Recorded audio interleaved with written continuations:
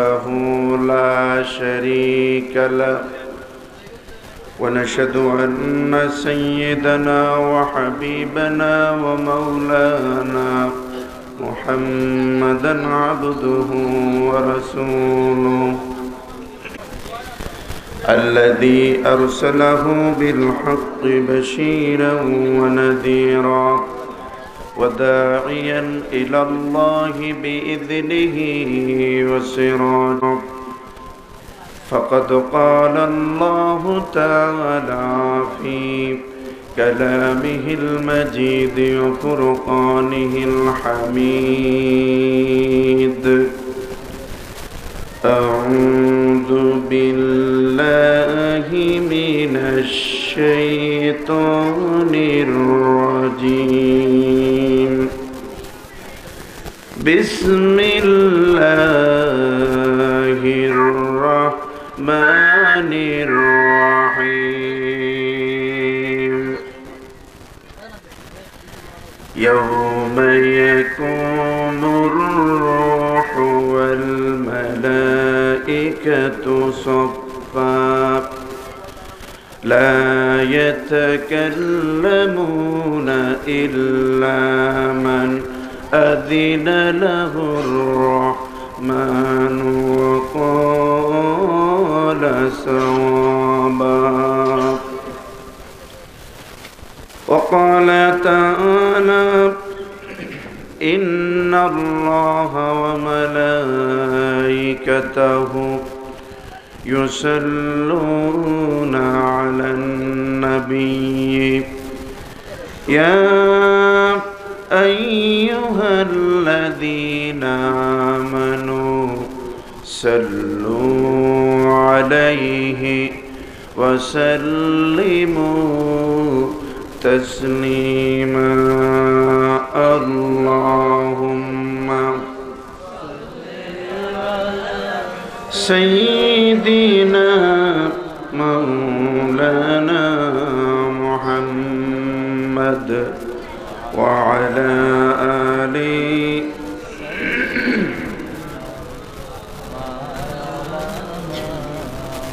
محبতের সাথে সবাই পড়ুন আল্লাহুম্মা সাল্লি আলা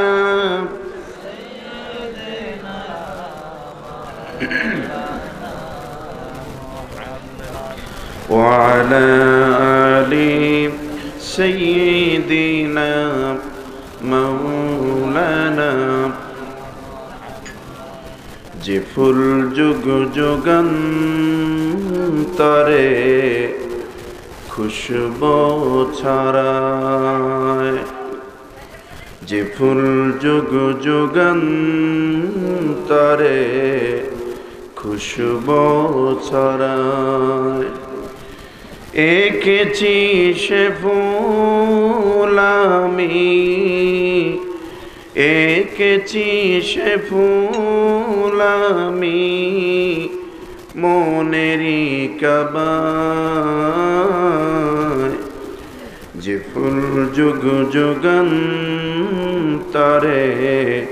খুশবু ছড়ায় যে ফুল যুগ যুগান্তরে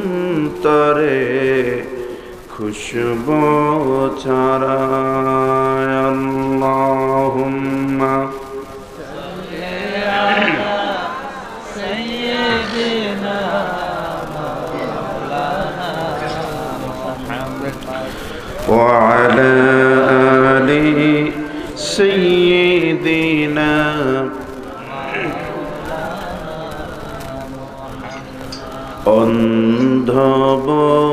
অন্ধবদীর ভ্রান্ত কাফির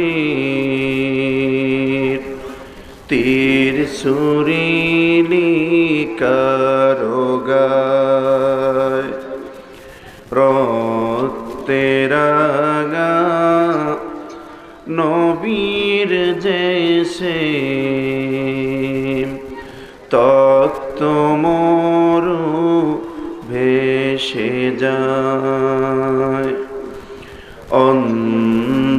অন্ধবদীর ভ্রান্ত কাফির কাফির তীর সুরিলি কারোগায়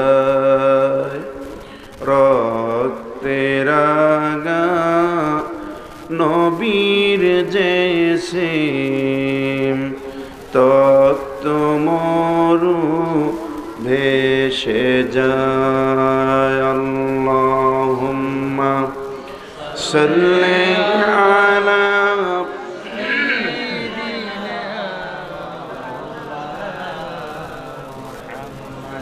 وعلى آل سيدنا لا إله إلا الله لا إله إلا الله لا إله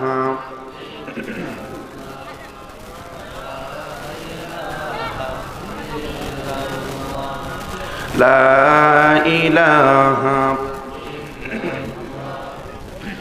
لا إله إلا الله محمد رسول الله صلى الله عليه وسلم ফেনী জেলার সোনাগাজী উপজেলাধীন বক্তার মুন্সি রাজাপুর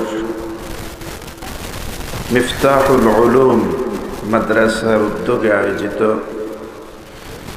এলাকার ধর্মপ্রাণ মুসলমানের আয়োজনে ৩০তম বার্ষিক ঐতিহাসিক এই সুন্দর মহতী তাফসীরুল কোরআন মাহফিলের মান্যবর জনাব সভাপতি বিশিষ্ট আলেমে দ্বীন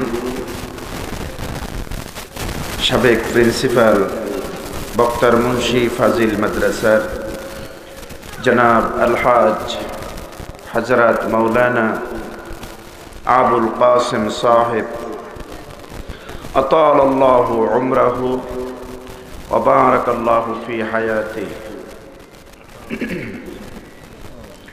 আজকের মাহফিলের প্রধান অতিথি, যার বক্তব্য আমি এসে শুনেছিলাম, খুব ভালো লেগেছিল। ৪-৫ মিনিটের ভিতরে খুব সুন্দর সাজানো গুছানো সাবলীলভাবে উপস্থাপিত বক্তব্য দিয়েছিলেন এলাকার জননন্দিত চেয়ারম্যান জনাব মোশাররফ হোসেন বাদল সাহেব। আল্লাহ চেয়ারম্যান সাহেবের হায়াত নেক হায়াত দান করুন। আজকের মাহফিলের বিশেষ মুফাসসির, যেমন কণ্ঠ তেমন চেহারা, যেমন তার বলার শক্তি, ঠিক কিনা? চমৎকারভাবে আপনাদের সামনে কোরআন এবং হাদিসের আলোকে বয়ান পেশ করেছেন বসুরহাট ইসলামিয়া ফাজিল মাদ্রাসার সহকারী অধ্যাপক আমার প্রিয় ভাই হযরত মাওলানা আব্দুল কাদের হেলালি সাহেব, নওয়ারাল্লাহু ওয়াজহাহু ওয়া বারাকাল্লাহু ফি হায়াতি। এই মঞ্চে বক্তব্য রেখেছেন মাগরিবের পরেই বিশিষ্ট আলেমে দ্বীন হযরত মাওলানা আব্দুল মতিন মজুমদার সাহেব, বক্তার মুন্সি মাদ্রাসা ফাজিল মাদ্রাসার আরবি প্রভাষক, বারাকাল্লাহু ফি হায়াতি। দিগার হাজারাত উলামায়ে কেরাম, ফুদালায়ে আযম, দূরে এবং কাছের বিভিন্ন জায়গা থেকে আগত এই কনকনে ঠান্ডার মধ্যে আল্লাহর কোরআনকে মহব্বত করে, রসুলকে মহব্বত করে, আল্লাহর ভয়, আল্লাহর কালামের বাণী, কিতাবে আজিম কোরআনুল করিম, কোরআনের তাফসীর শোনার জন্য বিভিন্ন জায়গা থেকে আমার মুরব্বী বাবাজিরা, যুবক ভাইয়েরা, পর্দার আড়ালে মা এবং বোনেরা, ময়দানে বসে আছে ছোট্ট ছোট্ট মাসুম বাচ্চারা, আমি সকলকে আমার অন্তর খুলে আন্তরিক সালাম, ইসলামী সম্ভাষণ পেশ করছি। আসসালামু আলাইকুম ওয়া রাহমাতুল্লাহ। লাখো কোটি শুকর এবং সুজুদ আদায় করছি সে মহান রবের জন্য যে আল্লাহ পাক চলমান বিশ্বে মুসলমানদের এই দুর্দিনে, জাতির ক্লান্তি লগ্নে এত সুন্দর একটি পরিবেশের ভেতরে আল্লাহ পাক তার কালাম কোরআনের তাফসীর শোনার মতো তৌফিক, সুযোগ আর ব্যবস্থা করে দিয়েছেন। সে মহান মুনীব, আকাশ এবং জমিনের স্রষ্টা, কাল কিয়ামত দিবসের নিরঙ্কুশ একচ্ছত্র ক্ষমতার অধিপতি, যার কাছে আপনাকে আমাকে সকলকেই উপস্থিত হতে হবে। এই দুনিয়ার জীবনে পূর্ণাঙ্গ হিসাব পেশ করতে হবে। সে রব্বুল আলামিন, আহকামুল হাকিমিন আল্লাহ সুবহানাহু ওয়া তাআলার দরবারে আমরা দিল খুলে প্রাণ ভরে মহব্বতের সাথে কালিমাতুশ শুকর আদায় করছি। সকলেই পড়ছি আলহামদুলিল্লাহ। আগের সাউন্ডটাই ঠিক ছিল, আগেরটা। প্রিয় ভাইয়েরা, সম্ভবত আরো গত বছরের আগের বছর আমি এখানে এসেছিলাম। আল্লাহর মেহেরবানি, আল্লাহ এনেছিলেন। আবার এবছর আল্লাহ পাক সোনাগাজীর এই বক্তার মুন্সির ভাইদের নুরানি চেহারাগুলি আমার মতো গোলামকে দেখার সৌভাগ্য আল্লাহ মিলাইয়া দিয়েছেন। আসলে ময়দান তো পুরো ভরা না, হয়েছে কালেকশন, তারপরে আবার শীত। কি বলেন? সহজে কি মানুষ কম্বল ছেড়ে ময়দানে আসবে নাকি? না, আসার কথাও না। যেই পরিমাণ শীত, আমার যদি দাওয়াত না দিতেন আমিও তো কম্বল ছাড়তাম না। কি বলেন? প্যান্ডেলের মধ্যে তো আলাপ পান না, বাহিরে প্রচুর বাতাস বইছে। তারপরও আপনারা যারা এসছেন কোরআনের মহব্বতে, ঠিক কিনা? নসিব ভালো না খারাপ? এখানে এসে কি ঠকেছি? জিতায় দিয়েছেন কে? আল্লাহ।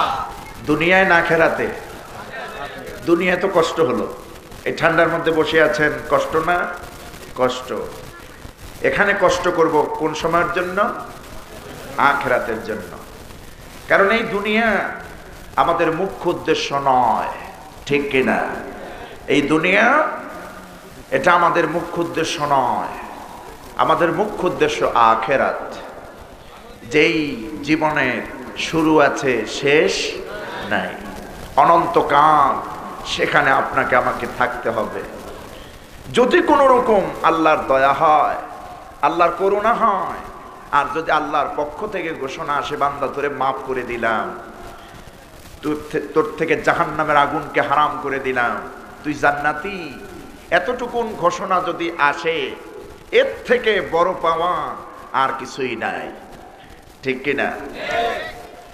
আজকে মানুষ কম, ফেরেশতাও কি কম নাকি? কথা বলেন। ফেরেশতাও কম না, ফেরেশতা বেশি, হাজার হাজার ফেরেশতা। রাসূলুল্লাহ বলেছেন, মাজালিসুল ইলম হিয়া রাউজাতুম মিন রিয়াজিল জান্নাহ। যেখানে কোরআনের কথা বলা হয়, হাদিসের কথা বলা হয়, ইলমি মাজলিস কায়েম করা হয়, ওই জায়গাটা দুনিয়ার কোনো মাজলিস থাকে না, জান্নাতের টুকরা হয়ে যায়। তো আপনারা বসে আছেন কোথায়? আপনি বলবেন, হুজুর জান্নাতের মধ্যে কি নারাকুটা থাকবে নাকি? এই যে নারাকুটা আছে না, এই কুটা থাকবে নাকি ভেস্তে? এটা মিসাল দেওয়া হয়েছে, জান্নাতের সাথে সিমিলার করা হয়েছে, যে এটা জান্নাতি পরিবেশ। এটা কিসের পরিবেশ? জান্নাতি পরিবেশ। এখানে সবাই আসতে পারবে না। আমি আসলাম, দেখলাম অনেক যুবক ভাইরা হাঁটাহাঁটি করতেছে, কোনো কাজ নাই।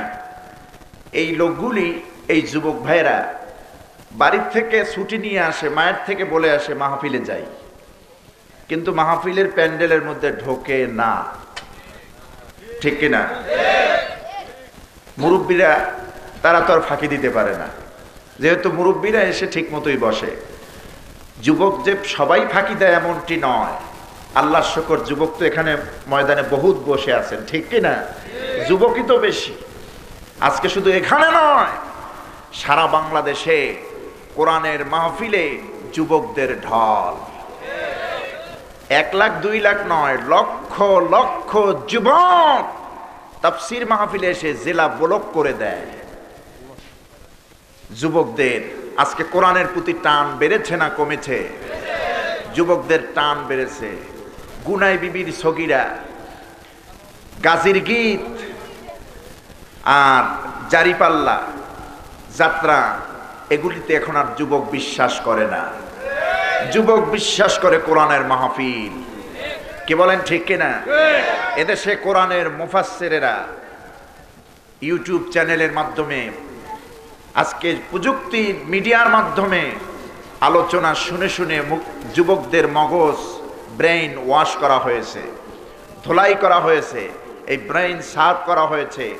এই ব্রেইনে কোরআন ছাড়া তারা এখন কিছু শুনতে চায় না, কোরআন ছাড়া ব্রেইনে কিছু নিতে চায় না। ঠিক কিনা? আমি আহ্বান করব, মাশাআল্লাহ আস্তে আস্তে তো প্যান্ডেলে লোক আসতেছেন, আমি আহ্বান করব যে যুবক ভাইগুলি এখনো রাস্তাঘাটে ঘোরাফেরা করছেন, খুব লম্বা করে আলোচনা করা হবে না, খুব বেশি লম্বা করে আপনাদেরকে কষ্ট দেব না। মেহেরবানি করে আমার প্রাণ প্রিয় যুবকেরা একটু সময়ের জন্য হলেও এই ময়দানে আসেন, আপনাদেরকে নিয়ে কোরআন এবং হাদিসের আলোকে কিছু কথা বলি। ঠিক কিনা? আল্লাহ তৌফিক দেন, আমরা বলি আমিন। যুবক, যৌবনের তাড়নায় আল্লাহকে ভুলে যাওয়া যাবে না। ঠিক কিনা? যৌবনের তাড়নায় আল্লাহকে ভুলে যাওয়া যাবে না। তুমি কি মনে করো 60, 70, 80 বছর পাওয়ার পর তোমার ইন্তেকাল হবে? তোমার মতো যুবক দৈনিক গাড়ির তলে পড়ে মরে কিনা? মৃত্যু হয় না? এই যে গতকালকে না আমাদের বরিশালে কুয়াকাটা যাচ্ছে সমুদ্র সৈকতের কাছে, 3 জন মোটর সাইকেলে, একটা বাসে লাগায় দিয়েছে, জায়গায় 3 জন শেষ। ওই যুবকগুলি 3 জনে কি মনে করছিল যে কালকে 10ই জানুয়ারি 2020 সনে আমাদের মৃত্যু হবে? না, কেউ ভাবছিল না।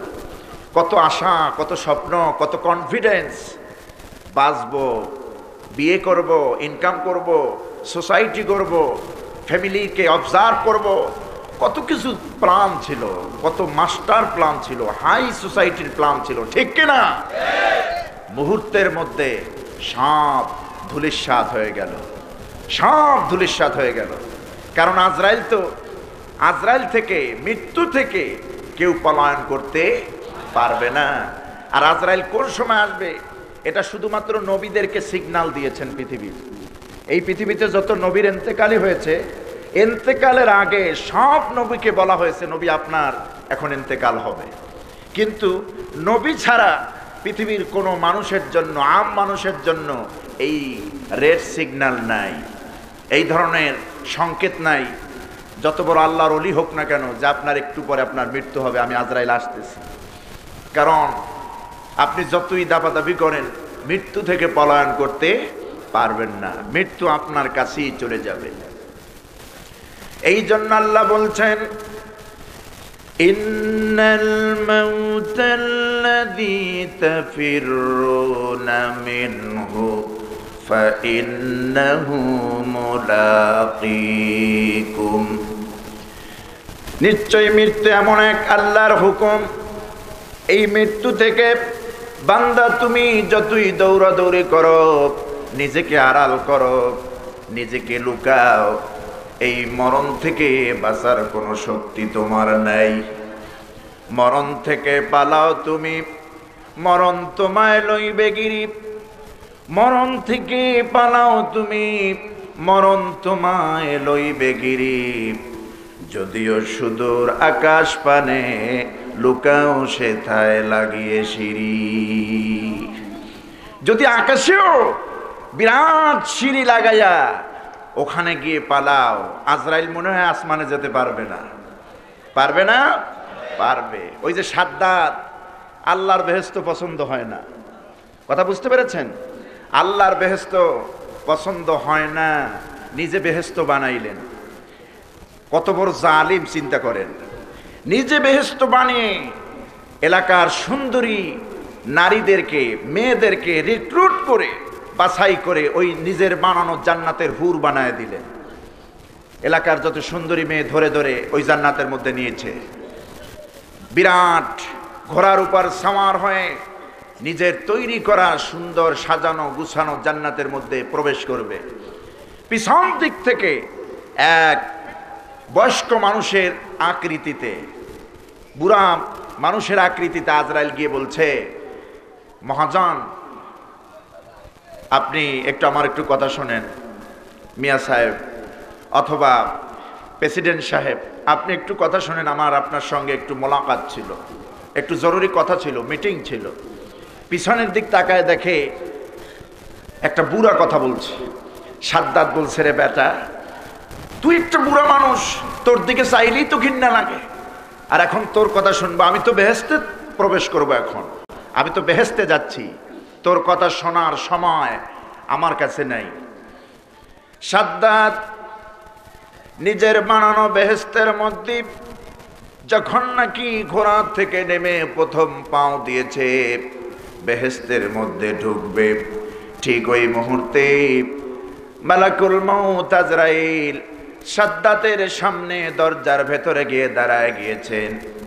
মালাকুল মউত বলছে, দুনিয়ার চরম জালিম রে, শোন, তোর আর এই বেহেশতে প্রবেশ করা হবে না, আমার পরিচয়টা নাও, আমি মালাকুল মউত আজরাইল, আমি মালাকুল মউত আজরাইল, আর বেহেশতে ঢোকা হবে না।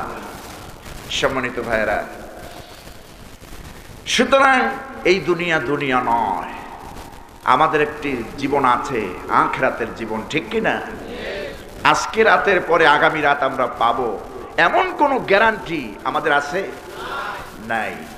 কিয়ামতে আমাদের যেতে হবে, কবরে যেতে হবে, মৃত্যুকে গ্রহণ করতে হবে। আল্লাহ বলছেন, মুলাকিকুম, তোমাদের সাথে মোলাকাত করবে মৃত্যু। মৃত্যু তোমাদের সাথে কি করবে? মোলাকাত করবে, সাক্ষাৎ করবে, মিট করবে, দেখা করবে। এই মৃত্যু থেকে তুমি কোথাও পালিয়ে যেতে পারবে না, ঠিক কিনা? এই পৃথিবীতে যত বড় জালেমি ছিল, ফেরাউন, নমরুদ, হামান, সাদ্দাত, আবু জাহাল, আবু লাহাব, কোনো বেঈমান, কোনো জালেম, কোনো খোদাদ্রোহী পৃথিবীতে বেঁচে থাকতে পারে নাই। পেরেছে? সকল কি মরা লাগছে। এদের মৃত্যু হয়েছে জিল্লতের সাথে, বেইজ্জতের সাথে এদের মৃত্যু হয়েছে। আমার বন্ধুগণ, সুতরাং আসুন সে পরকালকে ভয় করে আমরা কিছু কথা শুনি। আমরা তো যেহেতু আখেরাতকে বিশ্বাস করি না? এই দুনিয়া দুনিয়া নয়, আরেকটি জীবন আছে। এই জীবন জীবন নয়, আমাদের আসল জীবন আখেরাতের জীবন আমরা বিশ্বাস করি, কিন্তু এই আখেরাতকে বিশ্বাস করে না। আল্লাহর সামনে উঠতে হবে, এই দুনিয়ার জীবনের সব হিসাব দিতে হবে, এটা বিশ্বাস করে না নাস্তিক আর মুরতাদেরা, ঠিক কিনা? আমাদের বাংলাদেশে নাস্তিক মুরতাদ নাই? আছে। এই নাস্তিকগুলি বাংলাদেশে সংখ্যায় কিন্তু খুব বেশি না। বামপন্থী বাম দলেরা সংখ্যায় কি বেশি? জনগণের চাইতে নেতার সংখ্যা বেশি, ঠিক কিনা? বাংলাদেশে আওয়ামী লীগ দল আছে, বিএনপি দল আছে, জাতীয় পার্টির দল আছে, এদের হাজারো সংগঠনের নেতাকর্মী আছে, আছে না? কিন্তু এই পৃথিবীতে, এই বাংলাদেশে যে রাম বাম দলগুলি, ওদের জনগণের চাইতে নেতার সংখ্যা বেশি, আর ওদের মূল টার্গেট হলো ইসলামকে ধ্বংস করা, কোরআনের আইনকে বন্ধ করা, কোরআনের আলোকে নিভিয়ে দেওয়া, ঠিক কিনা? ওরা একদিকে আল্লাহর অস্তিত্বকে অস্বীকার করে, আল্লাহর বিধানকে অস্বীকার করে।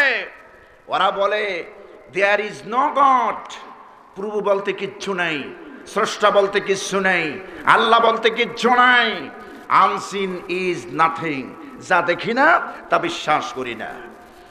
পুরান জুতা দিয়ে পিটাইলো হক আদায় হয় না। বাংলাদেশে থাকো, ৯৫% মুসলমানের দেশে থাকো, সূর্যের তাপ গ্রহণ করো, নদীর মাছ খাও, ক্ষেতের ফসল খাও, গাছের ফল খাও, আবার বলো দেয়ার ইজ নো গড। আছে না? আছে। এই নাস্তিকদের সংখ্যা খুব বেশি না, একদম নগণ্য, একদম নগণ্য। ইনশাআল্লাহ এই দেশে যদি কোনোদিন ইসলাম প্রতিষ্ঠিত হয়, কিভাবে যে সাইজ করা লাগবে সেটা আমাদের জানা আছে, ঠিক কিনা? আমার বন্ধুগণ, এই নাস্তিকের বাচ্চারা, এদের মধ্যে যারা কবি সাহিত্যিক, এরা মারাত্মক।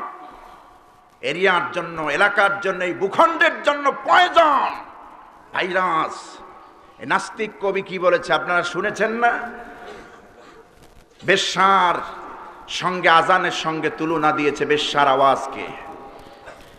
নাস্তিক কবি বলেছে, এদেশের মসজিদের মিনারা থেকে যখন আজান প্রতিধ্বনিত হয়, তখন আমার কাছে মনে হয় বেশ্যা তার খরিদ্দারকে রীতিমতো ডাকতেছে। কেমন কবি, কেমন কবি!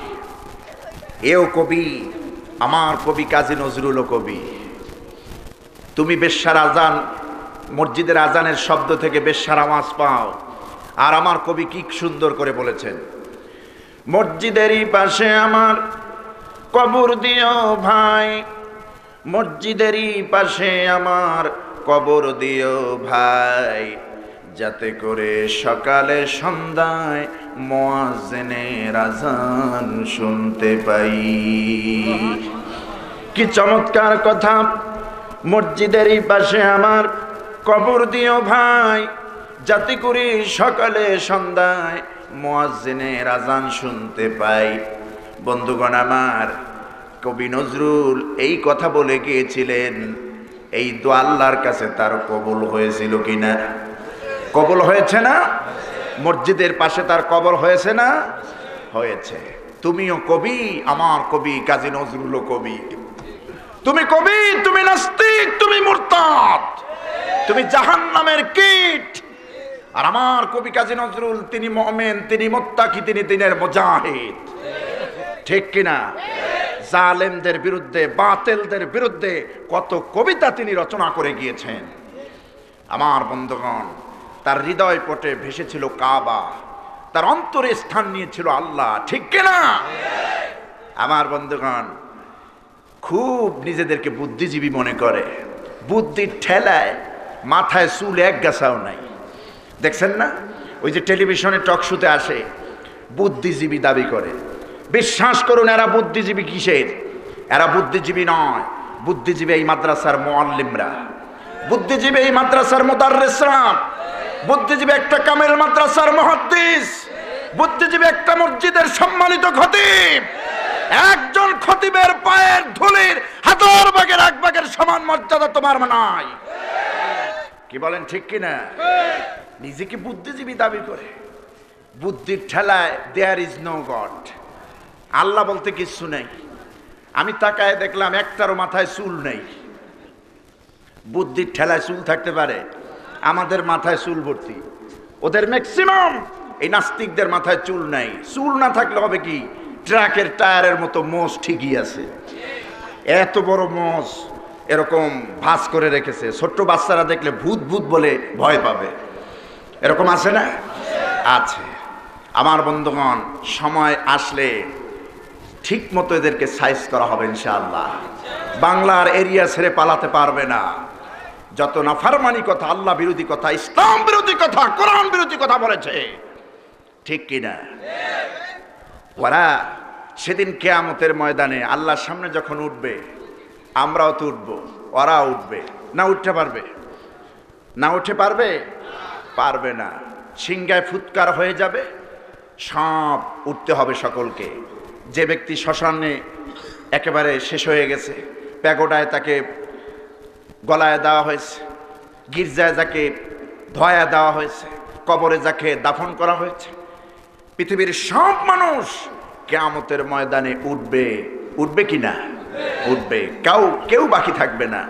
আল্লাহর হুকুমে নির্ধারিত সময় সকলকেই আল্লাহর সামনে উঠতে হবে। যে বর্ণনা আল্লাহ কোরআনে দিয়েছেন, আল্লাহ পাক বলেন, অনুফিকা ফিস সূরি ফাইদা হুম মিনাল আজদাতি ইলা রাব্বিহিম ইয়ানসিলুন। সিংহে যখন ফুৎকার দেওয়া হবে, হযরত ইসরাফিল আলাইহিস সালাম তার দুই ঠোঁটের মাঝখানে হুইসেল নিয়ে আছে, সিংহা নিয়ে আছে। হযরত ইসরাফিল আলাইহিস সালাম আল্লাহর পক্ষ থেকে যখনই অর্ডার হয়ে যাবে, সঙ্গে সঙ্গে ইসরাফিল আলাইহিস সালাম সিংহায় ফুৎকার দিবেন। এই পৃথিবী লয় হয়ে যাবে, জমিন থরথর করে কাঁপতে থাকবে, জমিনের ভেতরে অন্তরিস্থ যা আছে জমিন বের করে দেবে। সূরা যুলজালে আল্লাহ বলছেন, ইযা যুলজিলাতিল আরদু জিলজালাহা ওয়া আখরাজাতিল আরদু আথqalaha ওয়া ক্বালাল ইনসানু মা লাহা ইয়াওমাইযিন তুহাদ্দিসু আখবারাহা। ইযা যুলজিলাতিল আরদু জিলজালাহা। হে নবী, আপনি স্মরণ করুন ওই সময়ের কথা যখন এই পৃথিবী প্রকম্পিত হবে, কাঁপতে থাকবে, সিংহায় ফুৎকারের সঙ্গে সঙ্গে পৃথিবী লয় হয়ে যাবে। ওই আসমান ভেঙে পড়বে, সূর্যটা ভেঙে তছনছ হয়ে যাবে, পাহাড়গুলি ধোনা তুলার মতো হয়ে উঠতে থাকবে। আটলান্টিক মহাসাগর বলেন, প্রশান্ত মহাসাগর, ভারত মহাসাগর, বঙ্গোপসাগর, আরব সাগর, কোন সাগরে বিন্দু পরিমাণ পানি থাকবে না, সব পানিগুলি শুকিয়ে যাবে। এই পানি শুকিয়ে যাবে। এই যে পাহাড়, বাংলাদেশের পাহাড়ে তো গাছগাছা আছে, দেখতে একটা সুন্দর দেখায়। আমি তায়েফের পাহাড় দেখেছি, মনে হয় যেন পোড়া মাটি, কালো, কি শক্ত, কত উঁচু। কোরআনের পাতায় আমার নজর পড়ে গেল, আল্লাহ বলছেন, ইদা জুলজিলাতিল আরদু জিলজালাহা। যখন সিংহায় ফুৎকার দেওয়া হবে, পৃথিবী প্রকম্পিত হবে। পাহাড়গুলি এত শক্ত পাহাড়, আপনি হাত দিয়ে টাচ করলে আঘাত পাবেন, ব্যথা পাবেন। সেই পাহাড়গুলি ধুনা তুলার মতো এরকম উঠতে থাকবে, পানি শুকিয়ে যাবে, এই জমিন কাঁপতে থাকবে এমন ভাবে। এই জমিনের থেকে মানুষগুলি যখন জমিন থেকে বেরিয়ে পড়বে, মানুষগুলি যখন বেরিয়ে যাবে, অকালাল ইনসানু মা লাহা, মানুষের জবান থেকে বেরিয়ে যাবে, পৃথিবীর কি হলো, এরকম তো পৃথিবী ছিল না, কেন কম্পন করছে, পৃথিবী কাঁপতেছে কেন? আমার বন্ধুগণ, আল্লাহ পাক ফেরেশতাদেরকে বলবেন, ও আমার ফেরেশতারা, আমার বান্দাগুলিকে হাসরের ময়দানে উঠায় আনো। যে যেখানে কবরে শুয়েছিল ওই অবস্থায় সকলকে আমি আল্লাহর সামনে তুলে ধরো, আনো। এই পৃথিবীতে আল্লাহর গোলাম যারা আজকে ঠান্ডা কনকনে শীতের মধ্যে, যে যুবক ভাইয়েরা, আমার মুরব্বীরা, বাবাজিরা কষ্ট করে ঠান্ডাকে উপেক্ষা করে ময়দানে বসে ঘন্টার পরে ঘন্টা কোরআনের কথা শুনেছেন, হালাল খেয়েছেন, হারামের কাছেও যান নাই, জাহান্নাম কি ভয় করে 5 ওয়াক্ত নামাজ পড়েছেন, প্রতিবেশীর হক আদায় করেছেন, মা বাবার হক আদায় করেছেন, পরিবারের হক আদায় করেছেন, রাসূলুল্লাহর সুন্নাত অনুযায়ী জীবন যাপন করেছেন। এক কথায় পূর্ণ ঈমান নিয়ে যে ব্যক্তি কবরে চলে গিয়েছে, ওই ব্যক্তির শান্তি তো শুধু জান্নাত নয়, ময়দানে মাহশারের পরে তাকে জান্নাতের শান্তি দেওয়া হবে না। এই দুনিয়া থেকে কবরে যাওয়ার সঙ্গে সঙ্গে আল্লাহ রব্বুল আলামিন জান্নাতের বিছানা কবরে বিছায়া দিবেন। এই বান্দাগুলি জান্নাতের বিছানায় শুয়ে থাকবে, আল্লাহর মুমিন বান্দারা। ফেরেশতারা বলবে, আল্লাহর বান্দা, এই দুনিয়ায় ভালো কাজ করেছিলে, হালাল গ্রহণ করেছো, হারাম পরিত্যাগ করেছো, মিথ্যা কথা বলো নাই, জুলুম করো নাই, নির্যাতন করো নাই, মানুষকে কষ্ট দাও নাই, কারো হক নষ্ট করো নাই, সঠিকভাবে ইসলাম পালন করেছ, আল্লাহর ওলিদের সঙ্গে ছিলে, আলেম ওলামার সঙ্গে ছিলে, মসজিদ মাদ্রাসা মুখী ছিলে, আল্লাহকে ভয় করে করে দুনিয়ায় কাটায়ছো। কবরে এসেছো বান্দা, কোনো অসুবিধা নাই, এই কবরে কোনো জুলুম নাই, নির্যাতন নাই, দুনিয়ার মানুষের মতো জালেম এখানে কেউ নাই। বান্দারে বহু কষ্ট করেছো, কেউ তোমার ডিস্টার্ব করবে না। নাম কানাও মেলারুশ, ঘুমায়া যাও যেমন করে দুলা মিয়ার নতুন বিয়ার পরে বাসর রাতে আরাম করে ঘুমিয়ে যায়। বাসর রাতে দুলা মিয়া যেমন নতুন বউ নিয়া আরাম করে ঘুমায়, কানাও মেল আরুষ, এরকম আরাম করে ঘুমাও ইলা ইয়াউমিল কিয়ামা, কিয়ামত পর্যন্ত ঘুমাও, কেউ তোমাকে ডিস্টার্ব করবে না। আহা, এমন জীবন যদি হয়ে যায়, কবরে রাখার সঙ্গে সঙ্গেই বর্ণনা আসবে, অতটুকুন কবর এরিয়ায় থাকবে না। আল্লাহ পাক বলবেন তার চোখের সীমানা যত দূর যায় কবরকে তত দূর প্রশস্ত করে দাও, কবরকে প্রশস্ত করো, কবরের উপরে জান্নাতের বিছানা বিছায়া দাও। আর আমার ওই বান্দার সঙ্গে কবরের সঙ্গে আর জান্নাতের সঙ্গে সুরঙ্গ পথ তৈরি করো, যাতে করে জান্নাতের নাজ নেয়ামতের ঘ্রাণ কবরের মধ্যে পেতে থাকে।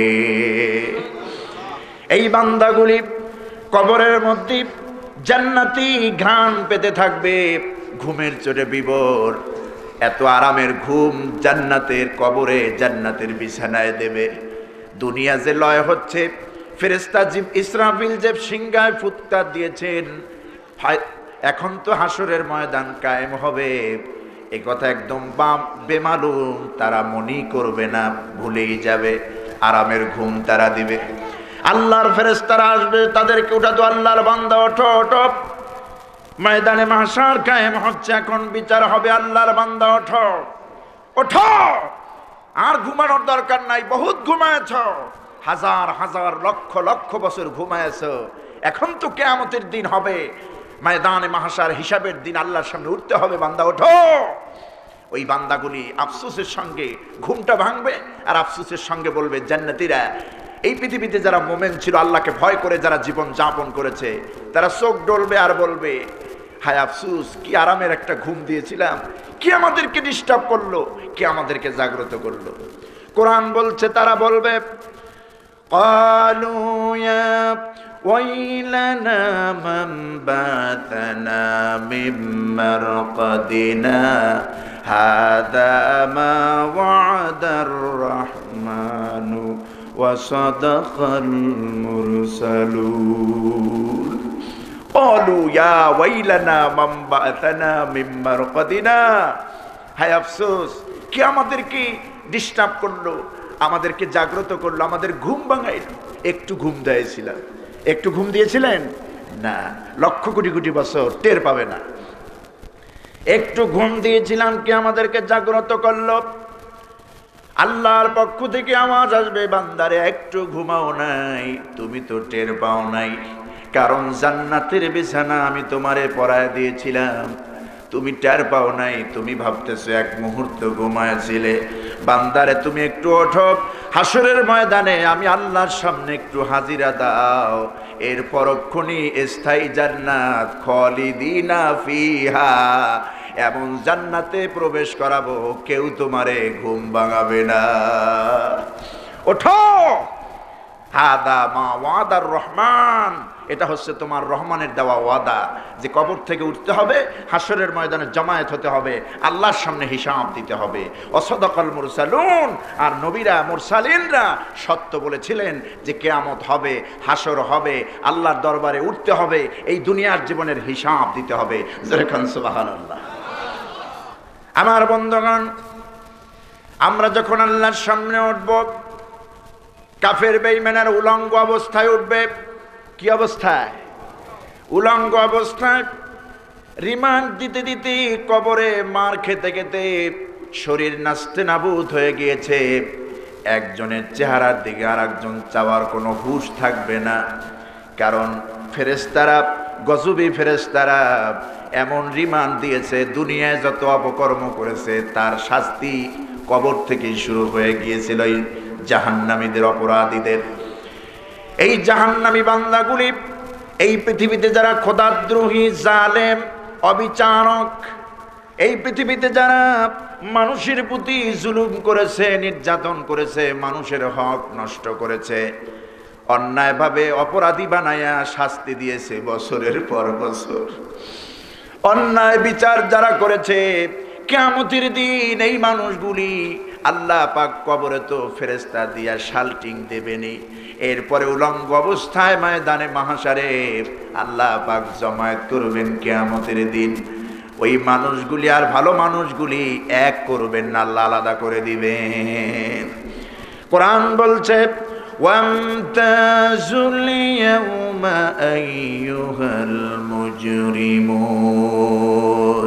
হে পাপীরা, গুনাহগাররা, জালেমরা, খোদাদ্রোহীরা, নাফরমানেরা, সুদখোর, ঘুষখোর, জিনাখোর, মানুষ হত্যাকারীরা সব আলাদা হয়ে যা। আমার নেককার বান্দাদের সঙ্গে তোরা থাকবি না, আলাদা হয়ে যা।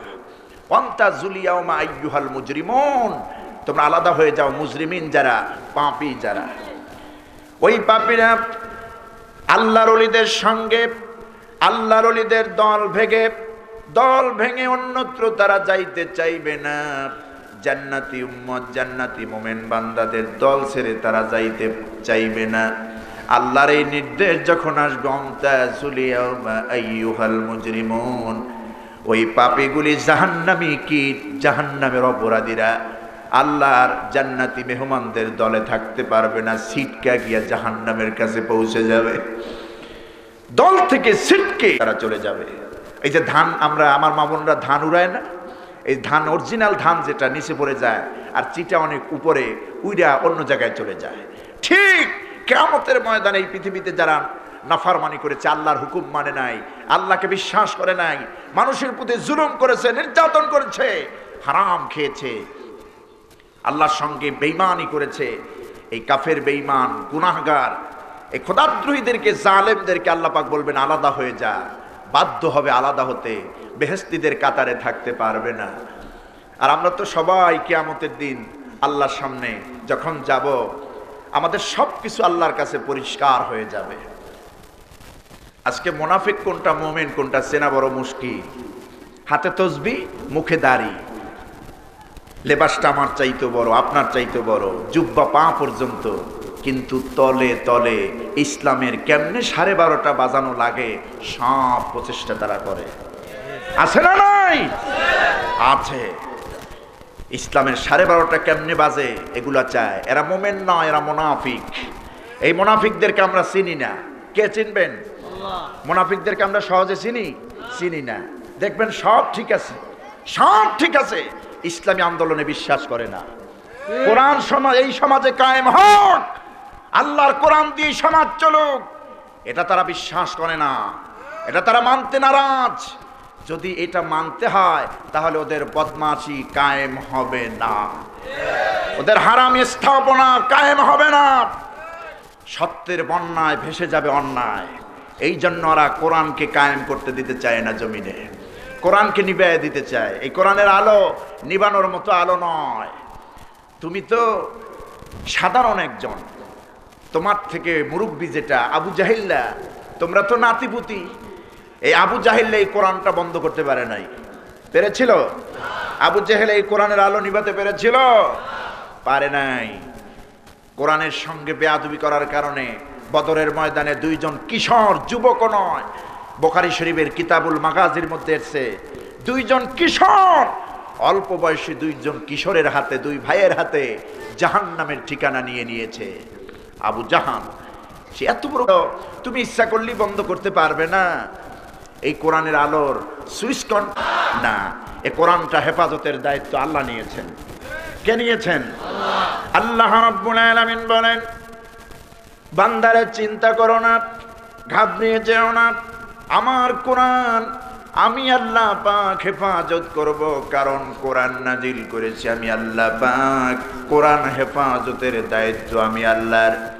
আল্লাহ বলছেন, ইন্না নাহনু নাযালনা যিকরা ওয়া ইন্না লাহু লাহাফিজুন। রে বান্দা, অবশ্যই আমি আল্লাহ পাক এই কোরআন নাজিল করেছি বান্দা, কিয়ামত পর্যন্ত কোরআন হেফাজতের দায়িত্ব আমি আল্লাহ নিয়েছি। এই পৃথিবীর কোন ডোনাল্ড ট্রাম্পের হাতে কোরআন হেফাজতের দায়িত্ব দেই নাই। আমি জাতিসংঘের মহাসচিবের কাছে কোরআনটা হেফাজতের দায়িত্ব দেই নাই। এই পৃথিবীর কোন রাজা বাদশার কাছে কোরআনের হেফাজতের দায়িত্ব দিই নাই। আমি আল্লাহ পাক আমি নিজে কোরআন নাজিল করেছি, কিয়ামত পর্যন্ত কোরআন হেফাজতের দায়িত্ব আমি আল্লাহ রব্বুল আলামিন নিজ হাতে নিয়ে নিয়েছি। ওয়া ইন্না লাহু লাহাফিজুন, অবশ্যই এই কোরআনকে হেফাজত করব আমি আল্লাহ। সুবহানাল্লাহ। ও সোনাগাজীর ভাইয়েরা, বক্তার মুন্সির ভাইয়েরা, রাজাপুরের ভাইয়েরা, এই কোরআন যদি আল্লাহ পাক হেফাজত করেন, হেফাজতের দায়িত্ব যদি আল্লাহ নিয়ে নেন, এই ইরাদা ইয়াকিন আর এই বিশ্বাস আমাদের আছে না নাই যে আল্লাহ পাক কোরআন যদি হেফাজত করেন, কোরআনওয়ালাদেরকেও অবশ্যই হেফাজত করবেন। সুতরাং এই কোরআনের পক্ষে আমরা আছি না? কোরআনের পক্ষে আছি না? একদিকে আমার মৃত্যু, আর একদিকে কোরআন, কোনটা মেনে নেব? কোরআন। এটার পক্ষে আছেন তো? দেখি তো গভীর রাতে কারা কারা এই কোরআনের পক্ষে আছেন, একটু দু হাত উঁচু করে আল্লাহকে দেখায় দেন।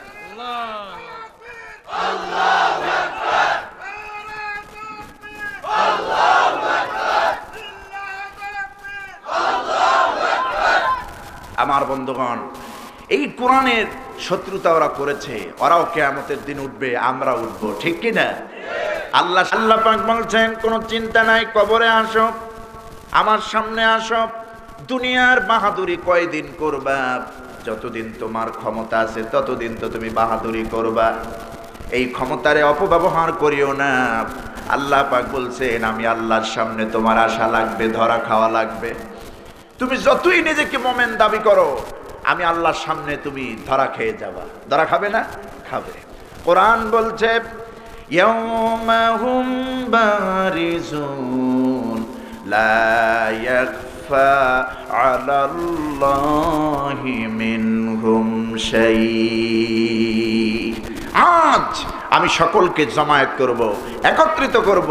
লা ইয়াখফা আলাল্লাহি মিনহুম শাই, আল্লাহর সামনে কোনো কিছু গোপন থাকবে না, কোনো কিছু গোপন থাকবে না, সব প্রকাশ হয়ে যাবে, ঠিক কি না? কে ভালো, কে মন্দ, কে মুরব্বী, কে মুসল্লি, কে মুনাফিক, কে অন্যায় করেছে, জুলুম করেছে, মানুষের হক নষ্ট করেছে, অবিচার করেছে, নির্যাতন করেছে, হারাম খেয়েছে, সব প্রকাশ পাবেন আল্লাহর সামনে, সব প্রকাশ পেয়ে যাবে। আমার বন্ধুগণ, সেদিন আমাদের উঠতে হবে, আল্লাহর সামনে দাঁড়াতে হবে। আমরা সেদিন দাঁড়াবো আল্লাহর সামনে, পাপীরাও দাঁড়াবে, আমরাও দাঁড়াবো, এমনকি ফেরেশতারাও দাঁড়াবে।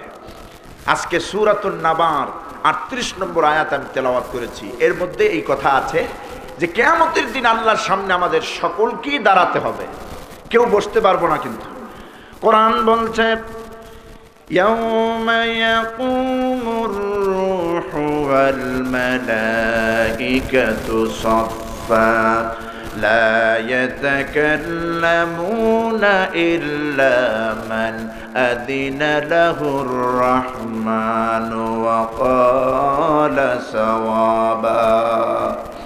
আল্লাহ পাক বলেন ইয়াউমা ইয়াকুমুর রূহ, আজ কিয়ামতের দিন আমার সামনে দাঁড়াবে সমস্ত রূহগুলি। তাফসীরে মাফাতিহুল গায়ব আল্লামা ইমাম ফখরুদ্দীন নাজি রাহমাতুল্লাহ আলাইহি যে তাফসীর খানা লিখেছেন, তার মধ্যে রূহ শব্দের তাফসীর করা হয়েছে রূহ মানে ইনসান। রূহ মানে কি? ইনসান, আমরা এই মানুষেরাই হবে রূহ। ইয়াউমা ইয়াকুমুর রূহ, আমি আল্লাহর সামনে সমস্ত রূহগুলি দাঁড়াবে আল্লাহর সামনে। রূহ মানে ইনসান। ওয়াল মালাইকা, ফেরেশতারাও দাঁড়াবে। শুধু আমরা দাঁড়াবো এমনটি না, ফেরেশতারাও দাঁড়াবে। লা ইয়াতাকাল্লামুনা ইল্লা মান আযিনা লাহুর রহমান, রহমানের অনুমতি ছাড়া একটা কথা পর্যন্ত কিয়ামতের দিন বলা সম্ভব নয়। কেউ কিছু বলতে পারবে না, শুধু দাঁড়ায় থাকবে।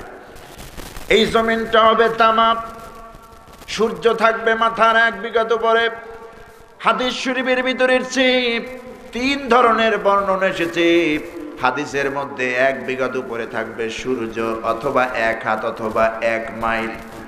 সূর্যের তাপ এমন এখন যেভাবে আছে এরকম থাকবে না। এখন তো 9,30,00,000 বর্গ মাইল উপরে সূর্য আছে, এই অবস্থায় সূর্যটা থাকবে না। সূর্য চলে আসবে মাথার কাছে, নিচে তামার তাপ, উপরে সূর্যের তাপ, কোথায় যাবেন, কোথায় ভাগবেন, কোথায় পালাবেন? মানুষের সূর্যের তাপের কারণে মাথার মগজগুলি, মাথার খিলুগুলি ফুটে, মগজ বেয়ে বেয়ে নাকের ছিদ্র দিয়া, মুখ দিয়া, চোখের ছিদ্র দিয়া, কান দিয়া বেরিয়ে বেরিয়ে পায়ের তলা পর্যন্ত পৌঁছে যাবে। জাহান্নামীদের ঘামের কারণে এই হাঁটু পর্যন্ত ডুবে যাবে, কোমর পর্যন্ত, বুক পর্যন্ত জাহান্নামীদের ঘামের কারণে তারা সাঁতার কাটতে থাকবে কিয়ামতের সেই বিভীষিকাময় মুহূর্তে। এই যে হাইওয়ে রোড আছে না বাংলাদেশে, এই যে চট্টগ্রাম ঢাকা মহাসড়ক, চৈত্র বৈশাখ মাসে যখন 40 ডিগ্রির উপরে তাপমাত্রা থাকে, গরম, ওই সময় আপনি দুপুরে 12টা থেকে 4টার মধ্যে যে কোনো টাইমে আপনি কি 10টা মিনিট হাইওয়ে রোডের উপরে খালি পায়ে দাঁড়াতে পারবেন? পারবেন না, পা পুড়ে যাবে। কক্সবাজারের যে বালু আছে সমুদ্রের কিনারে, এই বালুর উপরে আপনি দাঁড়াতে পারবেন না, হেঁটে যেতে পারবেন না, এত তাপ, কঠিন এই তাপ। সেই তাপে মানুষগুলি সব আল্লাহর সামনে উঠবে কিয়ামতের ময়দান। আল্লাহ পাক ডান হাতে আমলনামা দিবেন মুমিনদেরকে সামনে দিয়া, আর বাম হাতে দিবেন পিছন থেকে বেঈমানদেরকে, জাহান্নামীদেরকে। আল্লাহ পাক বলবেন, এই নাও তোমার আমলনামা, ইকরা কিতাবাকা, তুমি তোমার আমলনামা পড়ো। এই যুবক, তুমি তোমার আমলনামা পড়ো। 30 বছর তোমাকে হায়াত দিয়েছিলাম, জৈবন পাওয়ার পর তুমি কি করেছো? ইসলামী আন্দোলনের পক্ষে তোমার জীবন ছিল না, জৈবন ছিল না। তোমার ইসলাম বিদ্বেষী কর্মকাণ্ডে তুমি জীবন চালাইছো। বরং এই দুনিয়ায়, আমার দুনিয়ায় যারা ইসলামকে কায়েম করার জন্য, কোরআনকে সমাজের মধ্যে কায়েম করার জন্য, কোরআনকে আল্লাহর জমিনে কায়েম করার জন্য নিজের ঘর, মায়ের ঘর, পরিবারের ঘর সব মায়া ছেড়ে দিয়েছে, ওই মায়ের কোলটা তুমি খালি করে দিয়েছো। বদমাশ রে, তোমার মতো দুর্ভাগা, তোমার মতো জাহান্নামের কীট এই দুনিয়ার কেউ ছিল না। তোমরা আমার ইসলামী আন্দোলনের ছেলেদেরকে মেরেছো, আমার যুবকদেরকে মেরেছো। যেই যুবক আল্লাহর ইবাদত করে জীবনটা কাটিয়ে দিয়েছে, সেই যুবকদেরকে তোমরা হত্যা করেছো, ঠিক কিনা? এখন না আমলনামা বাম হাতে নাও, ইকরা কিতাবাকা। আল্লাহ তো আমাদের সকলের জন্য একটা কিতাব এই গলার মধ্যে, এই গলার ভেতরে, ঘাড়ের মধ্যে লটকায় দিয়েছেন। যাব কোথায়? সব লিপিবদ্ধ হচ্ছে। আল্লাহ বলছেন, বান্দার প্রতিটা মুহূর্তের কর্ম লিপিবদ্ধ হয়ে যায়।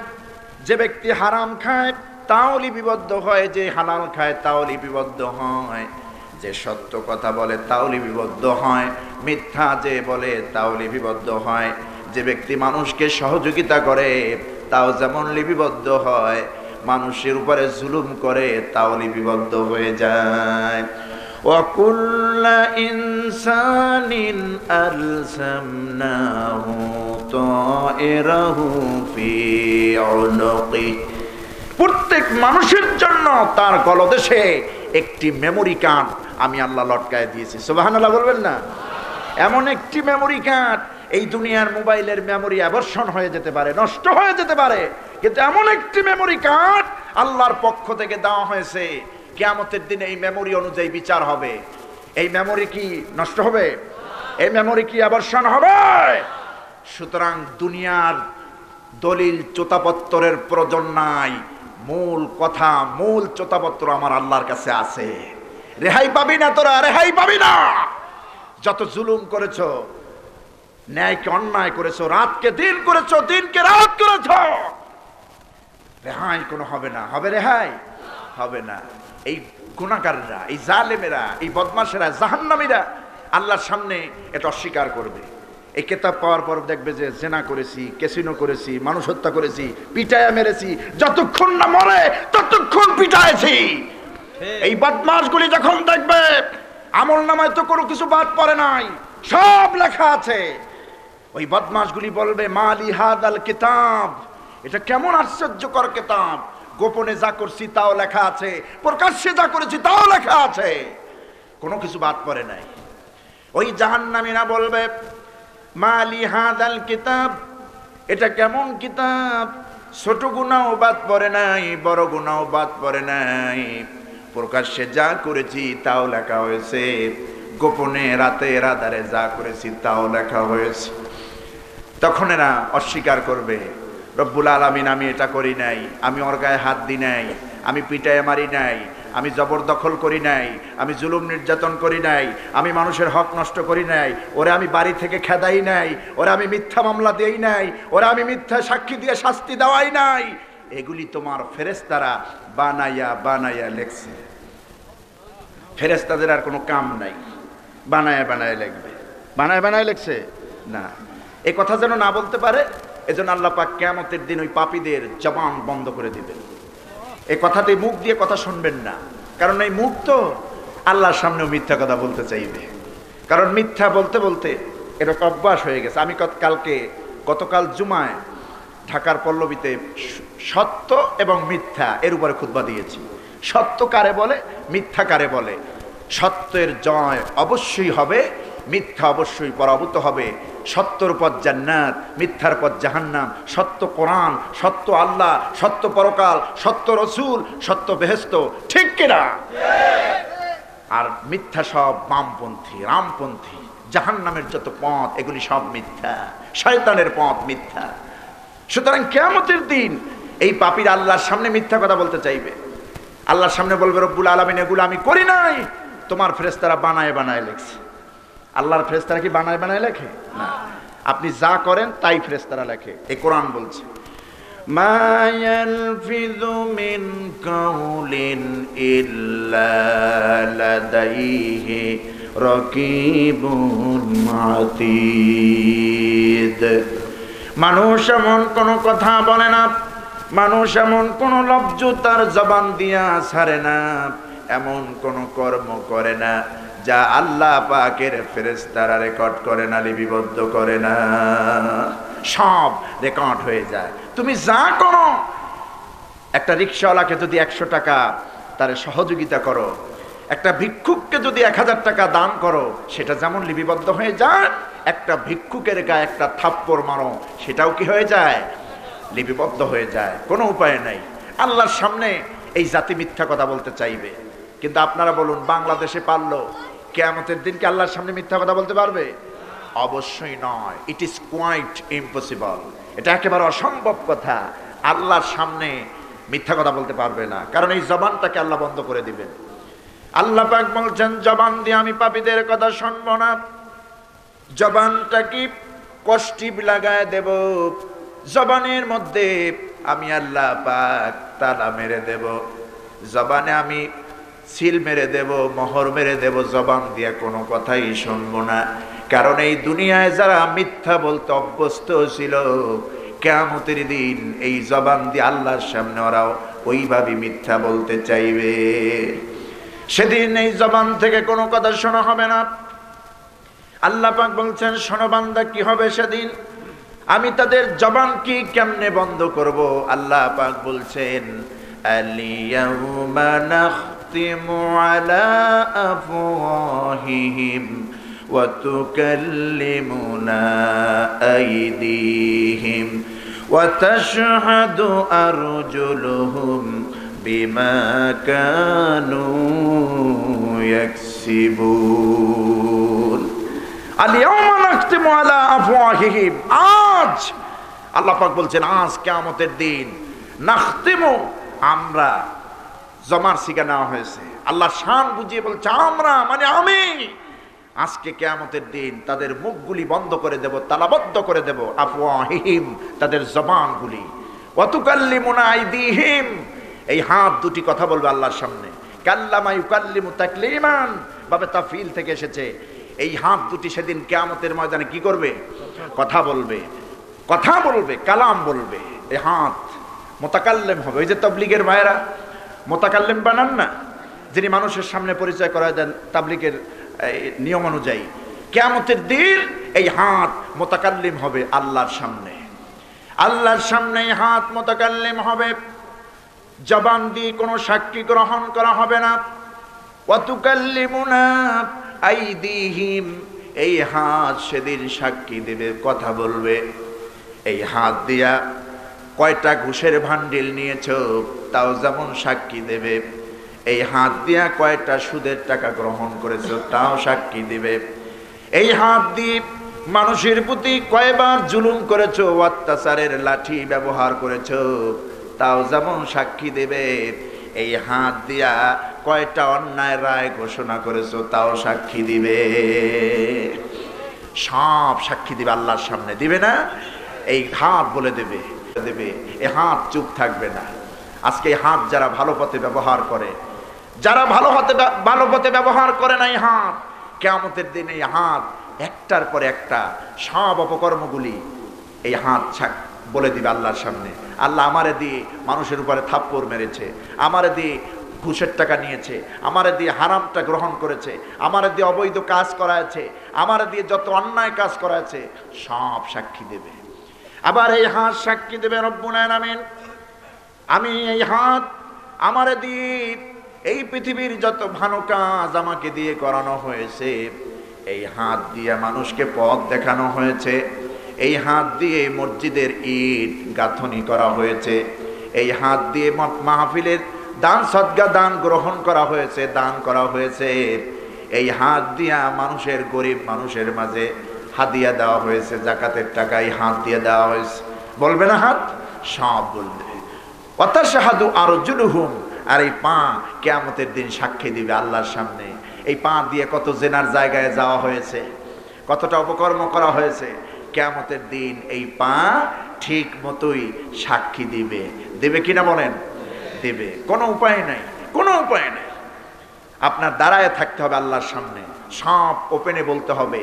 এই জবান এই বন্ধ হয়ে যাবে, হাত আপনার ব্যাপারে বলবে, পা আপনার ব্যাপারে সাক্ষী দিবে।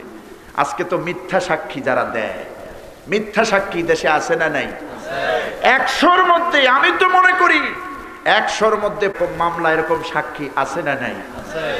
আমার বন্ধুগণ, বিশেষ করে নারী নির্যাতন, নারী নির্যাতন মেয়েটারে দেখেও নাই জীবনে, যাকে আসামি করা হয়েছে মেয়েটাকে চোখ দিয়ে দেখেও নাই। দেখ, বর্ণনা করা হয় কি, যে সমস্ত ডিসক্রিপশন করা হয় কেসের ফাইলে, এগুলো আমি বলতে পারবো না। আমি নিজ চোখে দেখেছি যা বলা হয়, আহা কত কলঙ্কিত জাতি আমরা, কত রুচিহীন জাতি আমরা, কত নেগলেক্টেড জাতি আমরা। আমাদের মুখে বাঁধে না একটা মানুষের চরিত্র হনন করতে, ঠিক কিনা? চরিত্র নিয়ে বাজে মন্তব্য করতে, বাজে বক্তব্য দিতে। সারা জীবন যিনি কোরআনের খাদেম, যিনি কোরআনের খেদমত করেন, আল্লাহওয়ালা মানুষ, এদেরকেও চরিত্রহীন বানায়া দেয়। বানায় দেয় না? বানায় দেয়। এই মিথ্যা সাক্ষী কিয়ামতের দিন এই মিথ্যা সাক্ষী যারা দিয়েছে আল্লাহর সামনে ধরা খেতে হবে কিনা? ধরা খাওয়া লাগবে। গ্রামগঞ্জে সালিশি হয়, আসরের সময় যে ব্যক্তি অন্যায় করে ওই ব্যক্তি যাইয়া আসরের সময় যে ব্যক্তি সালিশি করবে তার বাম পকেট ভরায় দিয়ে আসে, বাম পকেটে টাকা দিয়ে আসে। তা আপনি বলুন, বাম পকেট গরম, এসার পরে সালিশি হবে, ডান পকেটের পক্ষে কি রায় হবে নাকি? হবে না। ডান পকেটের পক্ষে রায় হবে না। বাম পকেট গরম, ডান পকেটের পক্ষে রায় হবে না, বাম পকেটে জিতে যাবে। কিয়ামতের দিন ধরা খেতে হবে। আপনি ভালো হন, এখনো তওবা করুন, সময় আছে, আল্লাহ মাফ করে দিবেন। আল্লাহ কি করবেন? মাফ করে দিবেন, সময় আছে। জীবনে যত গুনাহ করেছেন, যত জুলুম করেছেন, নির্যাতন করেছেন, যার নির্যাতন করেছেন যার উপরে, তার কাছে মাপ চান, আল্লাহর কাছে মাপ চান, আল্লাহ মাফ করে দিবেন। মাফ করে দিবেন না? মাফ করে দিবেন। কোনো রেহাই নাই ওই কিয়ামতের ময়দানে, কোনো রেহাই নাই। যদি আল্লাহ ঘোষণা দিয়েই দেন তুই জাহান্নামী, আপনাকে কেউ বাঁচাতে পারবে না। লা ইয়াতাকাল্লামুনা ইল্লা মান আযিনা লাহুর রহমান, রহমানের অনুমতি ছাড়া আপনার নেতা, আপনার ক্ষমতাধারী লোক আপনাকে কিয়ামতের দিন বাঁচাইতে পারবে না। অনেক নেতাই তো ছাতা হয়ে যাবে কিয়ামতের দিন, অনেক নেতা ছাতা হয়ে যাবে, যাদের হুঙ্কারে এই দেশের মানুষগুলি কম্পিত হয়েছিল। কিয়ামতের দিন এদেরকে অনেকের অস্তিত্ব থাকবে না। থাকবে? থাকবে না। হ্যাঁ, যেই নেতাগুলি তাদের ক্ষমতাকে সঠিকভাবে প্রয়োগ করেছে, আল্লাহর কাছে তারা পুরস্কৃত হবেন, আল্লাহর কাছে তারা পুরস্কার পাবেন, তারা আরশের নিচে জায়গা পাবে। এই যে সূর্যটা থাকবে মাথার 1 বিঘত উপরে, জমিন তামা হবে, কিয়ামতের দিনটা হবে মিকদারুহু 50 আলফা সানাতিন, 50,000 বছর লম্বা। এটা জাহান্নামীদের জন্য, এটা আল্লাহর মুমিন বান্দাদের জন্য নয়। এটা বেহেশতবাসী মুমিন বান্দাদের জন্য নয়। রাসূলুল্লাহ বলেছেন, কিয়ামতের এই ভয়াবহতা, মাথার 1 বিঘত উপরে থাকবে সূর্য, দিনটা হবে লম্বা 50,000 বছর। এই বিভীষিকাময় মুহূর্ত, এটা তো হবে শুধু জাহান্নামীদের জন্য, অপরাধীদের জন্য। কিন্তু আমার উম্মতেরা যারা ঈমান নিয়ে কবরে আসে, ঈমান নিয়ে কিয়ামতের দিন উঠবে আল্লাহকে খুশি করে, আল্লাহর পছন্দনীয় বান্দা হয়ে, মুমিন বান্দা যারা, আমার উম্মত যারা, আমার এই উম্মত গুলির জন্য এই 50,000 বছরের দিনটা লম্বা এত বড় হবে না। 50,000 বছরের লং লিটিকে আল্লাহ পাক উম্মতের জন্য, জান্নাতি বান্দাদের জন্য শর্ট করে এই দুনিয়ার মধ্যে সালাতুল মাকতুবা, 1 ওয়াক্ত ফরজ নামাজ আদায় করতে যে সময় পাসিং হয়েছে, এতটুকুন সময় অনুভব হবে আল্লাহর জান্নাতি মুমিন বান্দার জন্য। এই পৃথিবীতে যারা আল্লাহকে মেনেছে, নামাজ পড়েছে, রোজা রেখেছে, হজ করেছে, যাকাত দিয়েছে, হারাম হালাল তমিজ করে খেয়েছে, আল্লাহর বিধান ঠিক মতো মেনেছে, তাকওয়া নিয়ে ঈমান নিয়ে কবরে গিয়েছে, কিয়ামতের দিন তাদের মাথার উপরে সূর্য থাকবে না। কিয়ামতের দিনটা লম্বা তাদের জন্য 50,000 বছর হবে না। শুধুমাত্র 1 ওয়াক্ত নামাজ, ফরজ নামাজ আদায় করতে যে সময় পার হয়েছে, এতটুকুন সময় তার কাছে মনে হবে। যেমন ধরুন আসরের টাইমে সর্বোচ্চ 10 মিনিট লাগে নামাজ পড়তে, 4 রাকাত নামাজ, এতটুকু টাইম মনে হবে। আর ওই সূর্যের তাপ লাগবে না কেন? আল্লাহ পাক বিশাল এক আরশের ছায়া বিছায়া দিবেন মুমিন বান্দা, বেহেশতি বান্দাদের জন্য। আপাতত এই হাসরের ময়দানে এতটুকু শান্তি দিবেন বেহেশতে যাওয়ার আগ পর্যন্ত। ওই আরশের ছায়ার নিচে রাসূল বলছেন 7 শ্রেণীর আমার মুমিন উম্মত জায়গা পাবে। 7 শ্রেণীর, এই 7 শ্রেণীর মধ্যে আল্লাহর কোন নেককার বান্দা বাদ পড়বে না। সুবহানাল্লাহ। যেমন থাকবে ওয়াশাবুন নাশা ফি ইবাদাতিল্লাহ, ওই যুবক দলের লোকেরা, যেই যুবকেরা আল্লাহর ভয়ে তার জীবনে ইবাদত করে তার জীবনটা কাটিয়ে দিয়েছে। এই বাংলাদেশে এমনও যুবক আছে এখনো গভীর রাতে তাহাজ্জুদের নামাজ পড়ে না? এখনো তাহাজ্জুদের নামাজ পড়ে। এই জমিনে কোরআন প্রতিষ্ঠার জন্য, আল্লাহর আইন জমিনে প্রতিষ্ঠার জন্য মায়ের মায়া ছেড়ে দিয়েছেন, বাবার মায়া ছেড়ে দিয়েছেন, ভাই বোনের মায়া ছেড়ে দিয়েছেন, দুনিয়ার মায়া ছেড়ে দিয়ে আল্লাহর জন্য, কোরআনের জন্য অনেক যুবক এই জমিনে নিজের জীবন বিলীন করে দিয়েছে। কিয়ামতের দিন এই যুবকগুলি যারা আল্লাহর জন্য তার জীবনটা ব্যয় করেছেন, আরশের নিচে আল্লাহ পাক ওই যুবকদেরকে জায়গা করে দিবেন। সুবহানাল্লাহ। ও যুবকেরা, আল্লাহর পথে চললে পরে সূর্যের তাপ কিয়ামতের দিন লাগবে না, তামার তাপ লাগবে না, আরশের নিচে জায়গা করে দিবেন কে? আল্লাহ। এরপরে 2 নম্বরে রাজুলুন কলবুহু মুআল্লাকুন ফিল মাসাজিদ, ওই ব্যক্তিকে আল্লাহ পাক আরশের নিচে জায়গা করে দিবেন। আরশের নিচে ছায়া মানে ভিআইপি গ্যালারি। কোন গ্যালারি? VIP gallery. এই দুনিয়ার ভিআইপি গ্যালারির তো অসহায় মানুষরা চান্স পায় না, রিক্সাওয়ালারা, ঠেলাওয়ালারা, দিন মজুদরা চান্স পায় না। এই দুনিয়ায় যাদের ক্ষমতা আছে, ক্ষমতার জোরে ভিআইপি গ্যালারিতে যাইয়া বসে, ঠিক কিনা? কিন্তু কিয়ামতের দিন এই ক্ষমতা দিয়া ভিআইপি গ্যালারি দখল করা যাবে না। ভিআইপি গ্যালারি দখল হবে ঈমান আর আমল দিয়া, তাকওয়া দিয়ে। দেখা যায় এই পৃথিবীতে প্রতিপত্তি, ক্ষমতাদারি, টাকা পয়সার মালিক, কিন্তু তার সামনে দিয়ে তার এলাকার একজন রিক্সাওয়ালা, ঠেলাওয়ালা 500 বছর আগে বেহেশতে গিয়ে বসে আছে। এটাই আল্লাহর বিচার। এটাই কার বিচার? আল্লাহর বিচার। এই জন্য ভিআইপি গ্যালারিতে সবাই জায়গা পাবে না। রাজুলুন কলবুহু মুআল্লাকুন ফিল মাসাজিদ, এই পৃথিবীতে ওই ব্যক্তি আরশের নিচে জায়গা পাবে যেই ব্যক্তি দুনিয়ার মধ্যে তার কলবটা, তার হৃদয়টা মসজিদের সঙ্গে লটকানো ছিল। মসজিদমুখী যেই মানুষটা ছিল, এই মানুষটাকে আল্লাহ পাক আরশের নিচে জায়গা করে দিবে। আজকে তো আমরা মসজিদে গেলে যত পেরেশানি, মসজিদে সময় দিতে চায় না, আছে না নাই? চায়ের দোকানে ঘন্টার পরে ঘন্টা একটা সিনেমা ডিশ লাইনে চলছে, এরকম হাঁ করে তাকায় দেখে, মুখের মধ্যে যদি 3টা মশাও ঢোকে টের পায় না, ঠিক কিনা? কিন্তু মসজিদে গেলে যত তাড়াহুড়া, ইমাম সাহেব যদি একটু জোরে তেলাওয়াত করে, ফজরের নামাজ বিশেষ করে ফজরের সারে যদি একটু লম্বা তেলাওয়াত করে, মনে মনে খিটিমিটি দেয় আর কি বলে, কাঁচা ছাড়া ইমাম মোটে ছাড়িই না, এরকম আছে না বলে, গলায় খাকুনি দেয়। ইমাম সাহেবকে সতর্ক করে।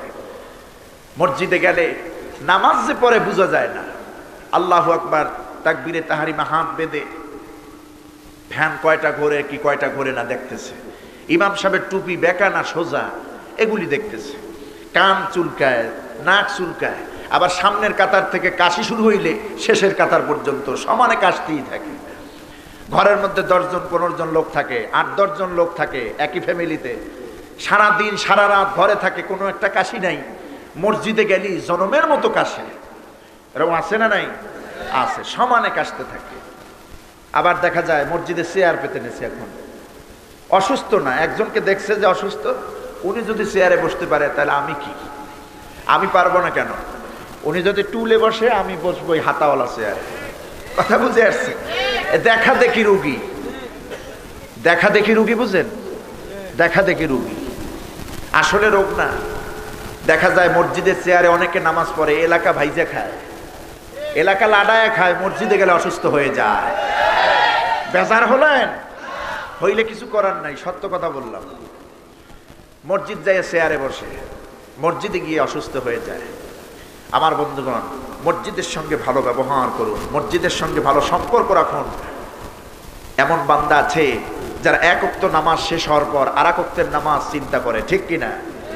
আসরের নামাজ শেষ হওয়ার পরে তার মেমোরিতে এই কাজ করে, মাথায় চিন্তা থাকে, না জানি কোন সময় মাগরিব এসে যায়, মাগরিবটা পড়ার পর বাসায় যায় না, চিন্তা করে এশাটা পড়ি তারপরে বাসায় যাই, জোরে কোন ঠিক কিনা? আবার অনেকে আছে বাজার ঘাটে, যখন মসজিদে মুয়াজ্জিন সাহেব আজান দেয়, নামাজের আজান দিল, আল্লাহু আকবার আল্লাহু আকবার, অনেকে বলে চল বাড়ি চল, আজান দিয়েছে। আচ্ছা আপনারা বলেন, আজান দিয়েছে কি বাড়ি চলার জন্য? আজান দিয়েছে হাইয়া আলাস সালাহ, নামাজের দিকে আসো, উনি কয় চল বাড়ি চল। এতক্ষণ টিভি দেখছে, আজান যখন দিয়েছে ছুটি, এখন চল বাড়ি চল। রাসূলুল্লাহ বলেছেন, রাজুলুন কলবুহু মুআল্লাকুন ফিল মাসাজিদ, মসজিদের সঙ্গে সভাপতি, সেক্রেটারি, ক্যাশিয়ার, ক্যাশিয়ার সুদখোর, সভাপতি ঘুষখোর, আর সেক্রেটারি হারামখোর। এটা আমাদের আপনাদের এলাকার কথা বলছি না, আমি কিছু কিছু জায়গায় দেখি তো, ঢাকা সহ, এর জন্য বলছি। এরকম ম্যাক্সিমাম মসজিদে আছে না নাই? ঘরের বউর সঙ্গে পারে না, ইমামের সঙ্গে ঠিকই পারে, ঠিক না? ইমামকে চোখ রাগায় মনে হয় ট্রাকের 2টা সার্চ লাইট, ইমামের সঙ্গে চোখ রাগায় কথা বলে। বেয়াদব! ইমামকে হুঁশিয়ার করার, ইমামকে খবরদারি করার কোন এখতিয়ার তোমার নাই। আর এই সমস্ত বদমাশদের কি সভাপতি বানায়? ভালো মানুষ বানায় না, টাকা নাই বানায় না, ক্ষমতা নাই বানায় না। সভাপতি নির্বাচন করবেন নামাজি, আল্লাহওয়ালা, যে ব্যক্তি হালাল এবং হারাম কোনটা তমিজ করে খায়, মানুষের প্রতি জুলুম করে না, এমন একটা ভালো লোককে সভাপতি বানান, সমাজ পরিবর্তন হয়ে যাবে, ঠিক কিনা? এমন সভাপতি বানাইছি 1 সপ্তাহের মধ্যে 1 দিন মসজিদে আসে না, প্যারালাইজড হয়ে বিছনার উপরে শীতে আছে। ফজরের আজান যখন মুয়াজ্জিন 2 মিনিট পরে দেয়, সারা রাত তো ঘুমায় না, 3টে-4টে ট্যাবলেট খাইছে, ঘুমাইবে কেমন? না কাম তো সব করছে জীবনে, শেষ বয়সে ঘুম নাই, মোবাইল হাতে নিয়ে থাকে, মুয়াজ্জিনের খাইছি আজকে 2 মিনিট লেটে আজান দিল কেন? ফোন দেয় মুয়াজ্জিন সাহেব, কি ব্যাপার 2 মিনিট লেট হলো কেন? ঘুমের মধ্যে সিদরাতুল মুনতাহায় গিয়েছিলেন নাকি? বলেন এরকম? এই বদমাশ বেয়াদব সভাপতি সেক্রেটারি পরিত্যাগ করুন, বন্ধ করুন। মসজিদে টাইসের প্রয়োজন নাই, মসজিদে কাঁচা ইট লাগান, ইমানকে পাকা করেন। ওই হারাম টাকা দিয়ে মসজিদে টাইসের কোনো প্রয়োজন নাই। রাসূলুল্লাহ মসজিদে নববী টাইস করা ছিল না, কিন্তু সাহাবীদের ঈমান ছিল তাজা। আমি দেখেছি মসজিদে নববীতে এই রোজায় যখন নামাজ পড়েছি, লেখা আছে বাবে জিবরিল, জিবরিল আলাইহিস সালাম এই দরজা দিয়ে প্রবেশ করেছেন, বাবে ওমর ইবনুল খাত্তাব, বাবে আলী, বাবে ওসমান। আমি একজন শায়েখকে জিজ্ঞেস করলাম, শায়েখ এই দরজাগুলির নাম কেন? এই দরজাগুলির নাম এক একজন সাহাবীর নামে কেন? বাবে বেলাল, ওই শায়েখ আমাকে বললেন, এই যে ওসমান দেখতেছেন, বাবে ওসমান, এই মসজিদে নববীর আশপাশে যতটুকু এরিয়ায় যা তার যতটুকু জমি এই মসজিদের এরিয়ায় ছিল সবটুকু আল্লাহর জন্য, রসুলের জন্য দান করেছেন। আমার বন্ধুগণ, আজকে তো এরকম হালাল জমি দেওয়া হয় না, হালাল টাকা দেওয়া হয় না। আমার বন্ধুগণ, যার হারাম আছে তার তাকব্বুরি আছে, যার হারাম আছে তার জোর আছে, আছে না? তারে বানানো হয় কমিটির, বড় বড় পদ দেওয়া হয়। আমার বন্ধুগণ, ইমামকে সম্মান করে না, মুয়াজ্জিনকে সম্মান করে না। ইমাম সাহেবের তো মূল্য যেটুক করে করে, মুয়াজ্জিনের দামই নেই, মুয়াজ্জিনের সম্মানই নেই। এরকম টাইসের মধ্যে হাত দিয়ে ঘষে মুয়াজ্জিন সাহেব, টাইসের মধ্যে তো ময়লা, কি বলেন ঠিক না? বালু, টাইসের মধ্যে তো বালু, বালু তুই জিব্বে দিয়েছে আর বেটা, মুয়াজ্জিনকে বলছো কেন? মুয়াজ্জিন তো সম্মানের পাত্র, ঠিক কিনা? এবার শুনুন রাসূলুল্লাহ কি বলছেন। এই পৃথিবীতে আল্লাহর জন্য যে ব্যক্তি মসজিদের মিনারা থেকে আযান দেয় নামাজের জন্য, বিনা পারিশ্রমিকে, বিনা লাভে, 7 বছর অথবা 12 বছর যে ব্যক্তি আল্লাহর জন্যই আযান দিল, কিয়ামতের দিন জাহান্নামের আগুন ওই মুয়াজ্জিনকে স্পর্শ করবে না। অন্য হাদিসের বর্ণনা এসেছে, রাসূলুল্লাহ বলেছেন, আল মুয়াদ্দিনুনা আতওয়ালুন নাসি আনাকা ইয়াউমাল কিয়ামা, কিয়ামতের দিন লক্ষ কোটি কোটি মানুষের মধ্যে এই পৃথিবীতে আল্লাহর জন্য যারা আযান দিয়েছেন তাদের ঘাড়, তাদের এই গলদেশ সব মানুষের চাইতে উঁচু করে দিবেন আল্লাহ। এই ঘাড়কে উঁচু করে দিবেন, আপনি আপনার মুয়াজ্জিনকে চিনতে পারবেন। সুতরাং ইমাম সাহেবকে মূল্যায়ন করেন, মুয়াজ্জিন সাহেবকে দাম দেন, সম্মান করেন, ইজ্জত দেন, হাদিয়া বাড়ায় দেন। 3000 টাকা, 4000 টাকা ইমাম সাহেব কি চুরি করবে নাকি? আহা, একটা প্রাইভেট মাস্টারকে, অঙ্কের একটা প্রাইভেট মাস্টারকে 5000 টাকা দেয় মাসে, সপ্তাহে 3 দিন পড়ায়, ঠিক কিনা? একজন ইমামকে বেতন দেয় 3000, 4000 টাকা, ইমাম সাহেবকে টাকা দেয়। আমার বন্ধুগণ, এরপর ইমাম সাহেবের চলাফেরা দেখা ওদের কলজার মধ্যে আগুন জ্বলে। 4000 টাকা বেতন দিই, এত সুন্দর জামা ভাঁজ করিয়া পরে কে? আছে না এরকম? আছে। ইমাম সাহেব চলতে পারে কারণ আল্লাহর রহমত ওর মধ্যে প্রবিষ্ট আছে। ইমাম সাহেবকে আল্লাহর রহমত পরিবেষ্টিত করে রেখেছে, ঠিক কিনা? হারামের কোনো আরাম নাই। হারামের আরাম আছে নাকি? হারামের আরাম নাই। ইমাম সাহেব আল্লাহর গোলাম, ইমাম সাহেব আল্লাহর উপরে 16 আনা তাওয়াক্কাল করে যে আমার যতটুকু রিজিক কে দিবেন? আল্লাহ দিবেন। সুতরাং কিয়ামতের দিন এই পৃথিবীতে যারা মসজিদের সঙ্গে সম্পর্ক, ইমামের সঙ্গে সম্পর্ক, আলেমদের সঙ্গে সম্পর্ক, অনেকে আলেম দেখতেই পারে না, কথা বুঝতে পেরেছেন? আলেম দেখলে চোখের মধ্যে চুলকানি, শরীরের মধ্যে চুলকানি, বলে এ দেশটারে খাইলুই আলেমরা, আমরা বলে দেশটারে খাইছি। আচ্ছা, আমি যে খাবার খেয়েছি, আমার সঙ্গে যারা 2-3 জন ছিল, কি গাবলা বরাবর সব খেয়ে ফেলেছি? আমার চাইতে শুকনা মানুষ ওরা, ওই যেগুলা বলে ওরা কিন্তু বেশি খায়, দোষ দেয় আমাদের, আমরা নাকি দেশটারে খাইয়া দিছি। আলেম না থাকলে তোমরা দুনিয়ায় থাকতে পারতা না, ঠিক কিনা? জন্মের পর একজন আলেম তোমার কানে, ডান কানে আজান, বাম কানে ইকামত শোনায়। মৃত্যুর পরে তোমার জানাজাটা আলেমরাই পড়ায়। আলেম দেখলে চুলকাইও না, কিয়ামতের ময়দানে জিল্লতির পথ ছাড়া তোমরা কোনো খুঁজে পাবে না। আলেম দেখে তোমরা চুলকাইও না। এদেশে যারা আলেমকে গালি দিয়েছে ওদের কোনো জানাজা হক্কানি আলেম পড়ায়ছে? কথা বলেন, পড়ায়ছে? সুতরাং আলেম বিদ্বেষী হয়েও না, আলেমকে মহব্বত করো, মসজিদকে মহব্বত করো। আল্লাহ শুকর, বাংলাদেশে কিছু মসজিদ আছে, সেক্রেটারি, ক্যাশিয়ার, সভাপতি সাহেব অধিকাংশ ভালো হন, এরকম মসজিদ আছে না নাই? আমি যেখানে জুমার নামাজ পড়ে আলহামদুলিল্লাহ, সভাপতি তো একজন ভদ্র মানুষ, অসুস্থ, তারপর ওয়াক্তে নামাজে আসে জামাতের সঙ্গে পড়তে। সারা জীবন কলেজের একটা প্রিন্সিপাল ছিল, খুব ভালো একজন মানুষ। সেক্রেটারি, ক্যাশিয়ার, সদস্যরা আমার জানা মতে অধিকাংশ লোকই ভালো। আল্লাহর শুকর এরকম ভালো কমিটি আছে বাংলাদেশে, ঠিক কিনা? আর অনেক কমিটি আছে, আর কি বলবো। সুতরাং এটা আপনারা পরিবর্তন করবেন। আবার আমাদের ইমামদেরও দোষ আছে। ইমামদের দোষ কি? 5000 টাকা বেতনে চাকরি করে, ইমান আমল সব সভাপতির মধ্যে জমা করে দেয়, আছে না এমন? সভাপতির যদি দোয়া হয় রব্বানা জলামনা করে তিনালি মধ্যে মুনফাসিলের টান হয়ে যায়। আর যদি রিক্সাওয়ালা 200 টাকা হাতিয়ে দেয় একেবারে শর্টখট যদ্দূর পারে, এরকম দোয়া, এইরকম পার্সিয়ালি দোয়া ইমাম সাহেব আপনি করবেন না। আপনি শক্ত হন, আপনি শক্ত হন, আপনি ন্যায়ের কথা বলেন।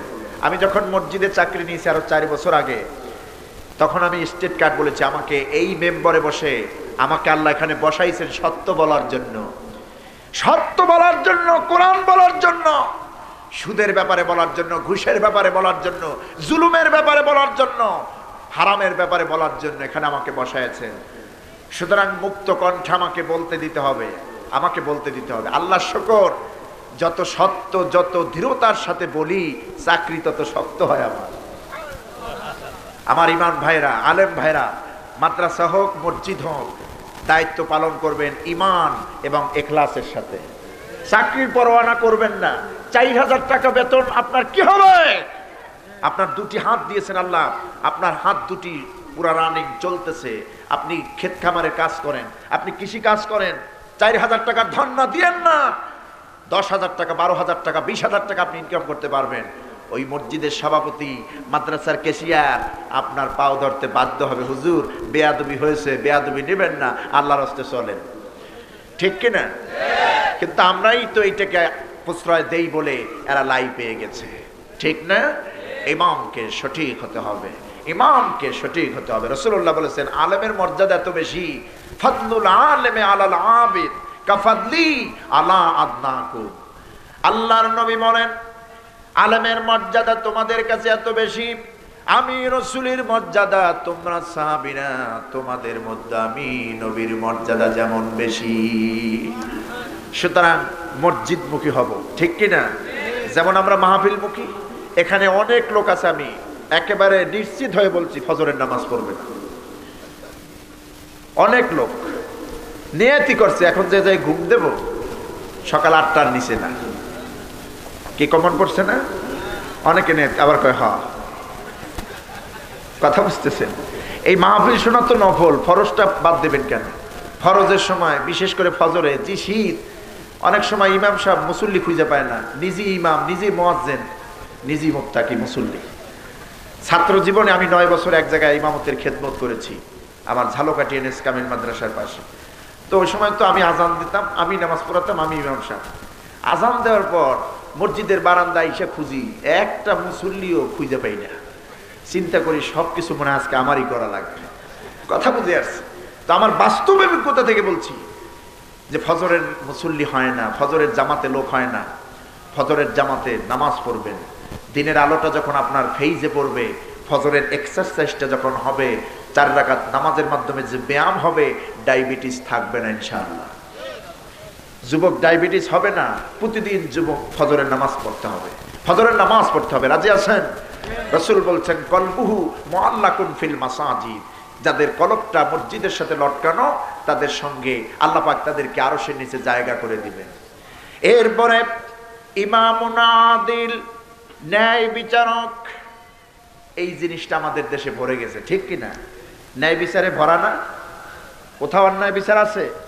অন্যায় বিচার নাই। কি বলেন আছে? ন্যায় বিচার পুরো দেশে চলছে।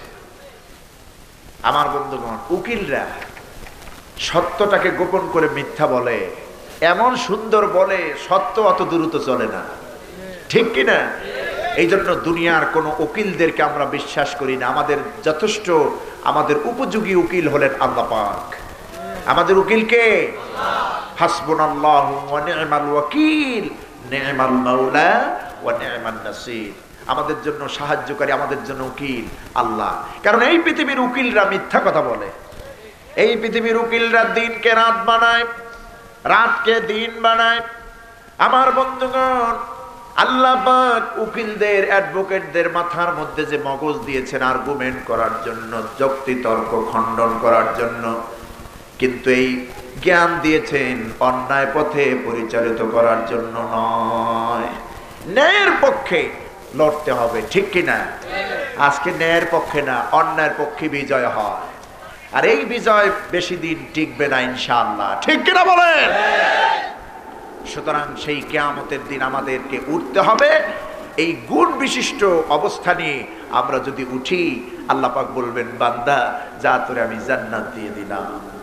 জান্নাতের ওয়াদাব যদি আমরা পেয়ে যাই, জান্নাতের পারমিশন যদি পেয়ে যাই, দুনিয়ার কোনো কিছু আমাদের আফসোসে আসবে না। জান্নাতের নাজ নেয়ামত পেয়ে আমাদের জীবনটা ধন্য হয়ে যাবে, ঠিক কিনা? জান্নাতে যখন আল্লাহ পাক দিয়ে দিবেন, আল্লাহ বলবেন বান্দারে জান্নাতের মধ্যে এই দেব সেই দেব, দুনিয়ায় কষ্ট করেছো বান্দা, যত আদা আমি দিয়েছি এই দুনিয়ার মধ্যে জান্নাতে সব পেয়েছো কিনা? হাদিস শরীফ এসেছে যেই চেয়ারটার উপরে একজন আদনাব চেয়ার, একটা আদনা জান্নাতি বসবে, জান্নাতে 70টা কার্পেটের উপরে ওই চেয়ারটাকে আল্লাহ ফিট করে দিবেন। মাছের কলিজা, ফল খাবেন, নানান প্রকারের ফল, শান্তি আর শান্তি, কোনো পায়খানা কোনো টয়লেটের বেগ নাই, খাইতেই থাকবেন, কোনো শেষ নাই।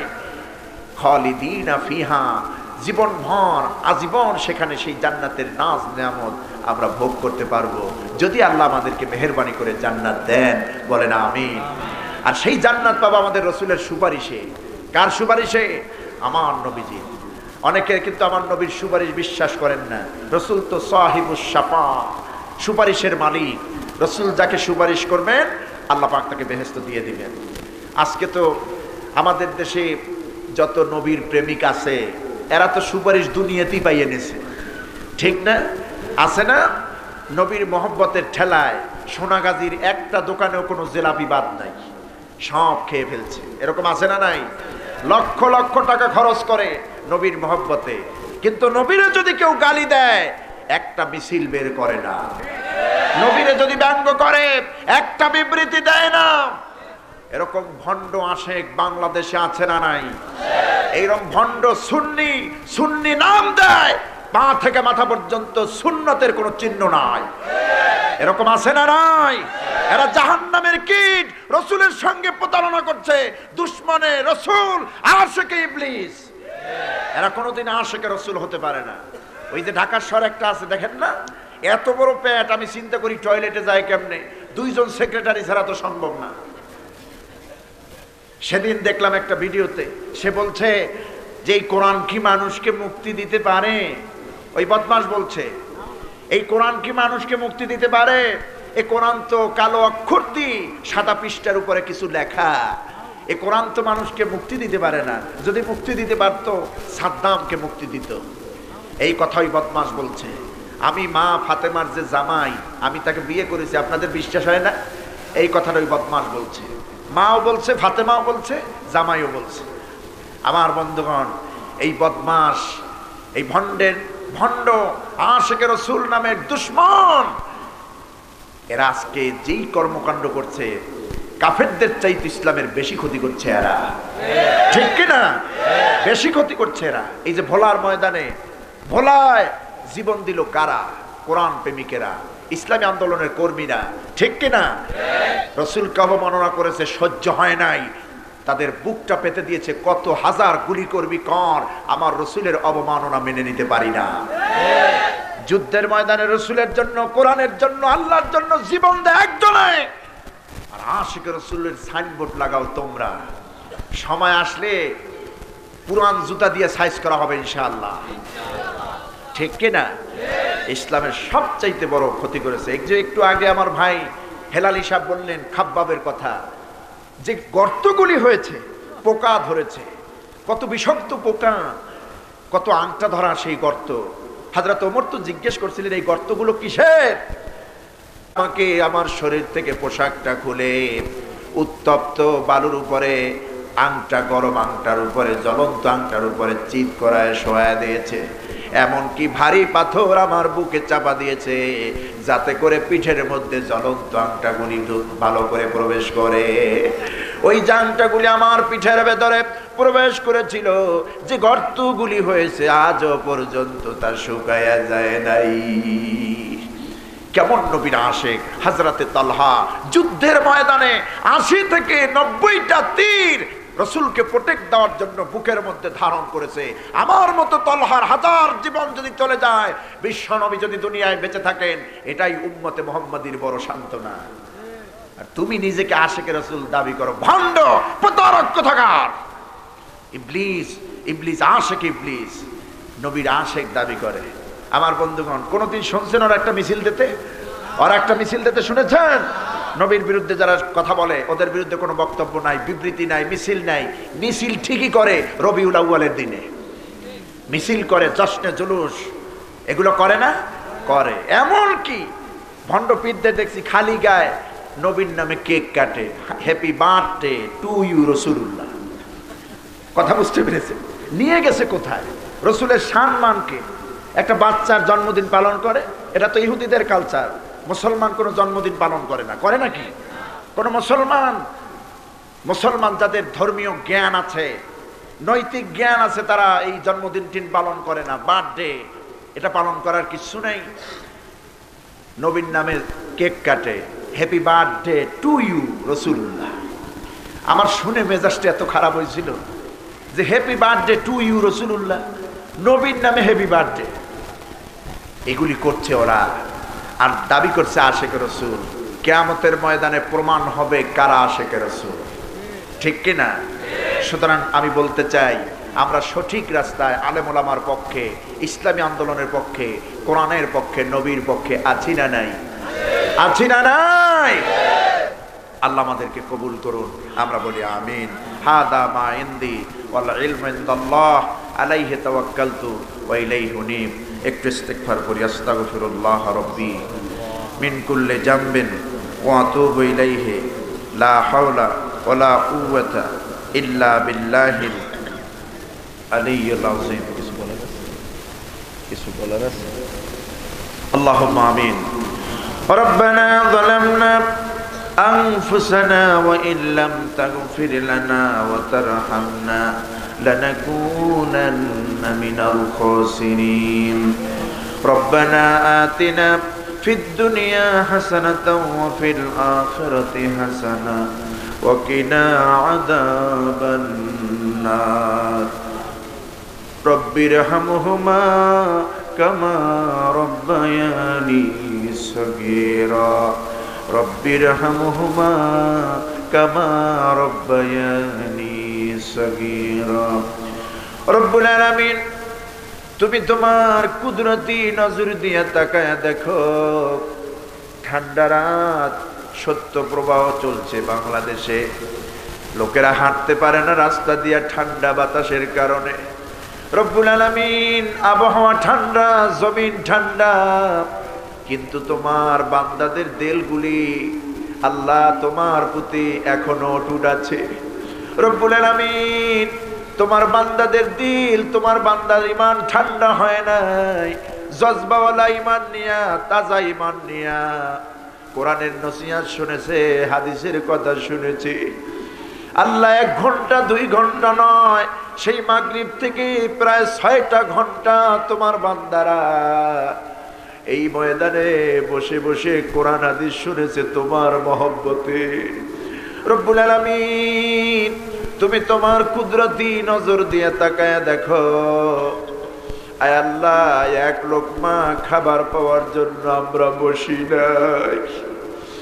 দুনিয়ার কোনো নাম যশ খ্যাতি অর্জনের জন্য এখানে কেউ আসি নাই। রব্বুল আলামিন, পাহাড় সমতুল্য গুনার বোঝা মাথায় নিয়া কাঙ্গালের মতো, ভিক্ষুকের মতো গুনাহ মাখা দুখানা হাত তোমার দরবারে তুলে দিলাম। দয়া করে আমাদের দিকে গোসার নজরে তাকাইও না, আমাদের গুনার দিকে তাকাইও না, তোমার রহমতের দিকে তাকাও। তোমার রহমতের দিকে নজর করে तमाम जिंदगीर गुनाह अल्लाह তুমি মাফ করে দাও। রব্বুল আলামিন, এই মাহফিলের যে আয়োজন হলো, যত খরচ হলো, আল্লাহ দীর্ঘদিন ধরে একটা মাহফিলের পিছনে দান করেছেন, যে আলোচনা হয়েছে, আল্লাহ তুমি কবুল করে সওয়াবের হাদিয়া কোটি কোটি গুণে বৃদ্ধি করে বিশ্ব নবীর রওজা মুবারকে পৌঁছায়া দাও। तमाम পৃথিবীর মাটির নিচে যত মুমিন মুমিনাত কবরবাসী, আল্লাহ প্রত্যেকের আরো আর পরে হাদিয়া পৌঁছাইয়া দাও, কবরগুলি জান্নাতের বাগান বানাইয়া দাও। রব্বুল আলামিন আমাদের আত্মীয় স্বজন, দাদা দাদি, নানা নানি, ভাই বোন যিনি যেখানে কবরবাসী, সবাইকে তুমি মাফ করে দাও। কোন কবরে বিন্দু পরিমাণ আযাব দিও না। আল্লাহ, দুনিয়ার মানুষ তো জানে না কবর কত ভয়ানক জায়গা। একবার যে শুয়ে যায় আর দুনিয়ায় ফিরে আসে না। মানুষ কত নিষ্ঠুর, একদিন যে মাটি চাপা দিয়ে রেখে আসবে, খবর নেবে না কেমন আছি। দিনের পর দিন, মাসের পরে মাস, বছরের পরে বছর একা একা থাকা লাগবে কবরে। ওই কবরে কোনো বিছানা থাকবে না, কম্বল নাই, ল্যাপ নাই, কম্বল নাই, বালিশ নাই, দরজা নাই, জানালা নাই, ছেলে মেয়ে কেউ নাই, ঘরের স্ত্রীও নাই। একা একা অনন্তকাল কিভাবে থাকবো জানি না। ওই কবরবাসী যারা, সবাইকে তুমি মাফ করে দাও। কোন কবরে যাররা পরিমাণ আযাব তুমি দিও না। রব্বুল আলামিন আল্লাহ, আজকের এই মাহফিলে আমরা যারা এসেছি, এই মুহূর্তে আমাদের হাত তুলতে গিয়া মনে পড়ে গেল আমরা যারা বাবা হারায়া এতিম হয়ে গেছি। রব্বুল আলামিন আমরা যারা হাত উঠাইলাম এই রাত্র 12টার পরে, অনেকেরই বাবা দুনিয়ায় বেঁচে নাই। বাবার তুলনা তো পৃথিবীতে কিছুই দেওয়া হয় না। বাবার মতো দায়িত্ব কেউ নেয় না। ছোটবেলা দেখেছি বাবা কত কষ্ট করেছে, মাথার ঘাম পায়ে ফেলেছে, নিজের মুখের খাবারটা আমাদের যে খাওয়ায় দিয়েছে। আয় আল্লাহ, বাবা গরিব ছিলেন, পরের বাড়ির কাজ করেছে, ঈদের দিন আসলে নিজের সেরা লুঙ্গি আর জামা পরেছে। আমাদের মুখে একটু হাসি ফোটানোর জন্য ধার কর্জ হলো একটা নতুন জামা কিনে দিয়েছে। রব্বুল আলামিন মাদ্রাসার বেতন দিতে কত কষ্ট হয়েছে, ধার কর্জ করেও মাদ্রাসার বেতন ঠিক মতো দিয়েছে। নিজে কোনোদিন শান্তি করে নাই, কোনো বিলাসিতা করে নাই। আমাদের জন্য বাড়ি ঘর টাকা পয়সা রেখে আজ অন্ধকার কবরে, কলা বাগানে, বাঁশ বাগানে একা একা শুয়ে আছেন আব্বা। ওই আব্বা জানের কবরে সওয়াবের হাদিয়া পৌঁছাইয়া দাও। বাপজানের কবরটাকে জান্নাতের বাগান বানাইয়া দাও। রব্বুল আলামিন আমরা যারা হাত উঠাইলাম, আমি জানি না এই মুহূর্তে কার জানি মায়ের কথা মনে পড়ে গেল। কোন ভাইয়ের জানো আমার মতো মা দুনিয়ায় বেঁচে নাই। রব্বুল আলামিন আমিও এক মা হারা সন্তান। গত 2 বছর আগে এখানে এসেছিলাম, ওই সময় আমার মা বেঁচে ছিলেন। আজকে আমার মা নাই। বাড়ি গেলে সবার মুখ দেখতে পাই, মায়ের পাই না। মায়ের চেহারাটুকু না দেখতে পাই না। মাদ্রাসা থেকে যখন পড়াশোনা করে যেতাম বাড়িতে, মা পাশে এসে বসতেন। বিদ্যুৎ ছিল না, হাত পাখা নিয়ে টুপিটা খুলে মাথার উপরে বাতাস করতেন। মুখের দিকে তাকায় বলতেন, আব্বুরে অনেক দূর জার্নি করে এসেছো, মুখটা শুকায় গেছে, একটু ফ্রেশ হয়ে আয়, তোর জন্য খাবার রেডি করি। অনেক দিন থেকে প্রস্তুত, কত পদের আয়োজন, কত পদের পিঠা বানায় রেখেছে। আমার আব্বু মাদ্রাসা থেকে আসবে। রব্বুল আলামিন গভীর রাত হয়ে গেছে, ঘরে ভাই বোন ঘুমানো, দাদা দাদি ঘুমানো, এমনকি বাবাও ঘুমায় গেছে। বাড়ি ফিরি নাই, মায়ের চোখে ঘুম নাই। বাড়ির আঙ্গিনায় যখন ঢুকেছি, টিপ টিপ করে ঘরের ভিতর থেকে একটা আলো দেখতে পেয়েছি। ঘরের দরজায় গিয়ে আঘাত করেছি, মা বলে ডাক দিয়েছি। মা সঙ্গে সঙ্গে ঘরের দরজা খুলে দিয়েছি। আর জিজ্ঞেস করছেন, আব্বুরে এতক্ষণ কইছিলি? তুই কি জানো না, তুই ঘরের বাইরে থাকলে আমার ঘুম আসে না। তাকায় দেখতাম মায়ের চোখ দিয়া দর দর করে পানি পড়ে। আল্লাহ,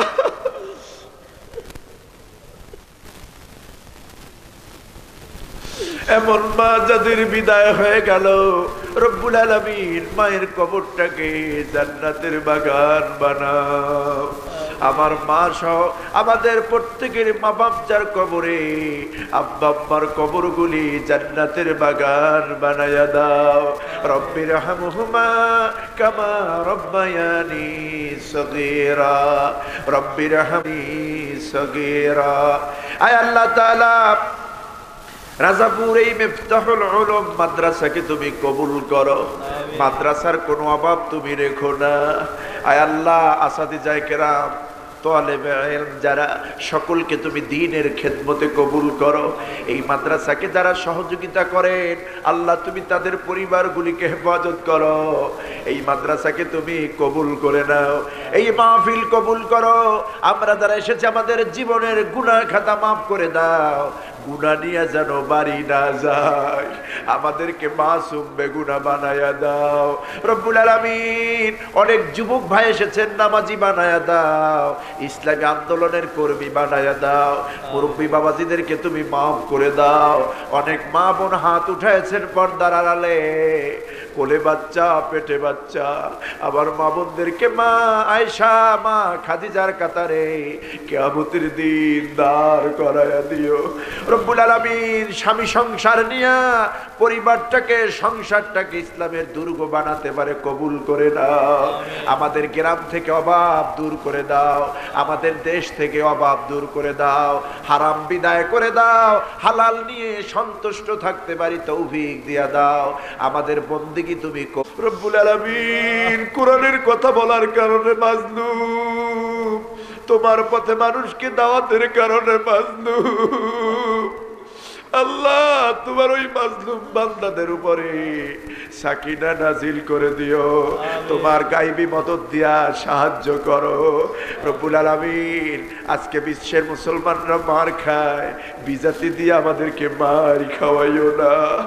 বাংলাদেশকে ইসলামের দেশ বানাও, কোরআন সুন্নাহর আইন চালু করে দাও। বাংলাদেশের প্রতি ইঞ্চি জমিন ইসলামের জন্য কবুল করে নাও। আল্লাহ, ইসলামকে যারা নষ্ট করতে আসে, ধ্বংস করতে আসে, তাদেরকে হেদায়েত দাও। তোমার ইলমে যদি জানা থাকে হেদায়েত নাই, ধ্বংস করে দাও আল্লাহ রব্বুল আলামিন। আয় আল্লাহ পাক, এই মাহফিলের উসিলা এলাকায় যত কবরবাসী সবাইকে মাফ করে দাও আল্লাহ। কমিটি বৃন্দর ভিতরে যারা অসুস্থ, শ্রোতা বৃন্দর মধ্যে যারা অসুস্থ, সেহাতে কুল্লি হায়াতে তাইয়্যিবা দান করো রব্বুল আলামিন। আমি তোমার নগণ্য গোলাম। আয় আল্লাহ, যত মাহফিল নিয়েছি আল্লাহ, বছরের শেষ পর্যন্ত ওয়াদা নিয়েছি, নিচ্ছি, প্রতিটি মাহফিলে সঠিক মতো যাওয়ার তৌফিক দাও। আমাকে নেক হায়াত দাও, চলাচলের রাস্তা নিরাপদ করে দাও, কোরআন সুন্নাহর আলোকে বয়ান করার তৌফিক দাও। আমার এবং শ্রোতাদের আমল হয় এমন বক্তব্য দেওয়ার তৌফিক দিয়ে দাও। আল্লাহুম্মা জিদনা ولا تنقصنا وأكرمنا ولا تهمنا.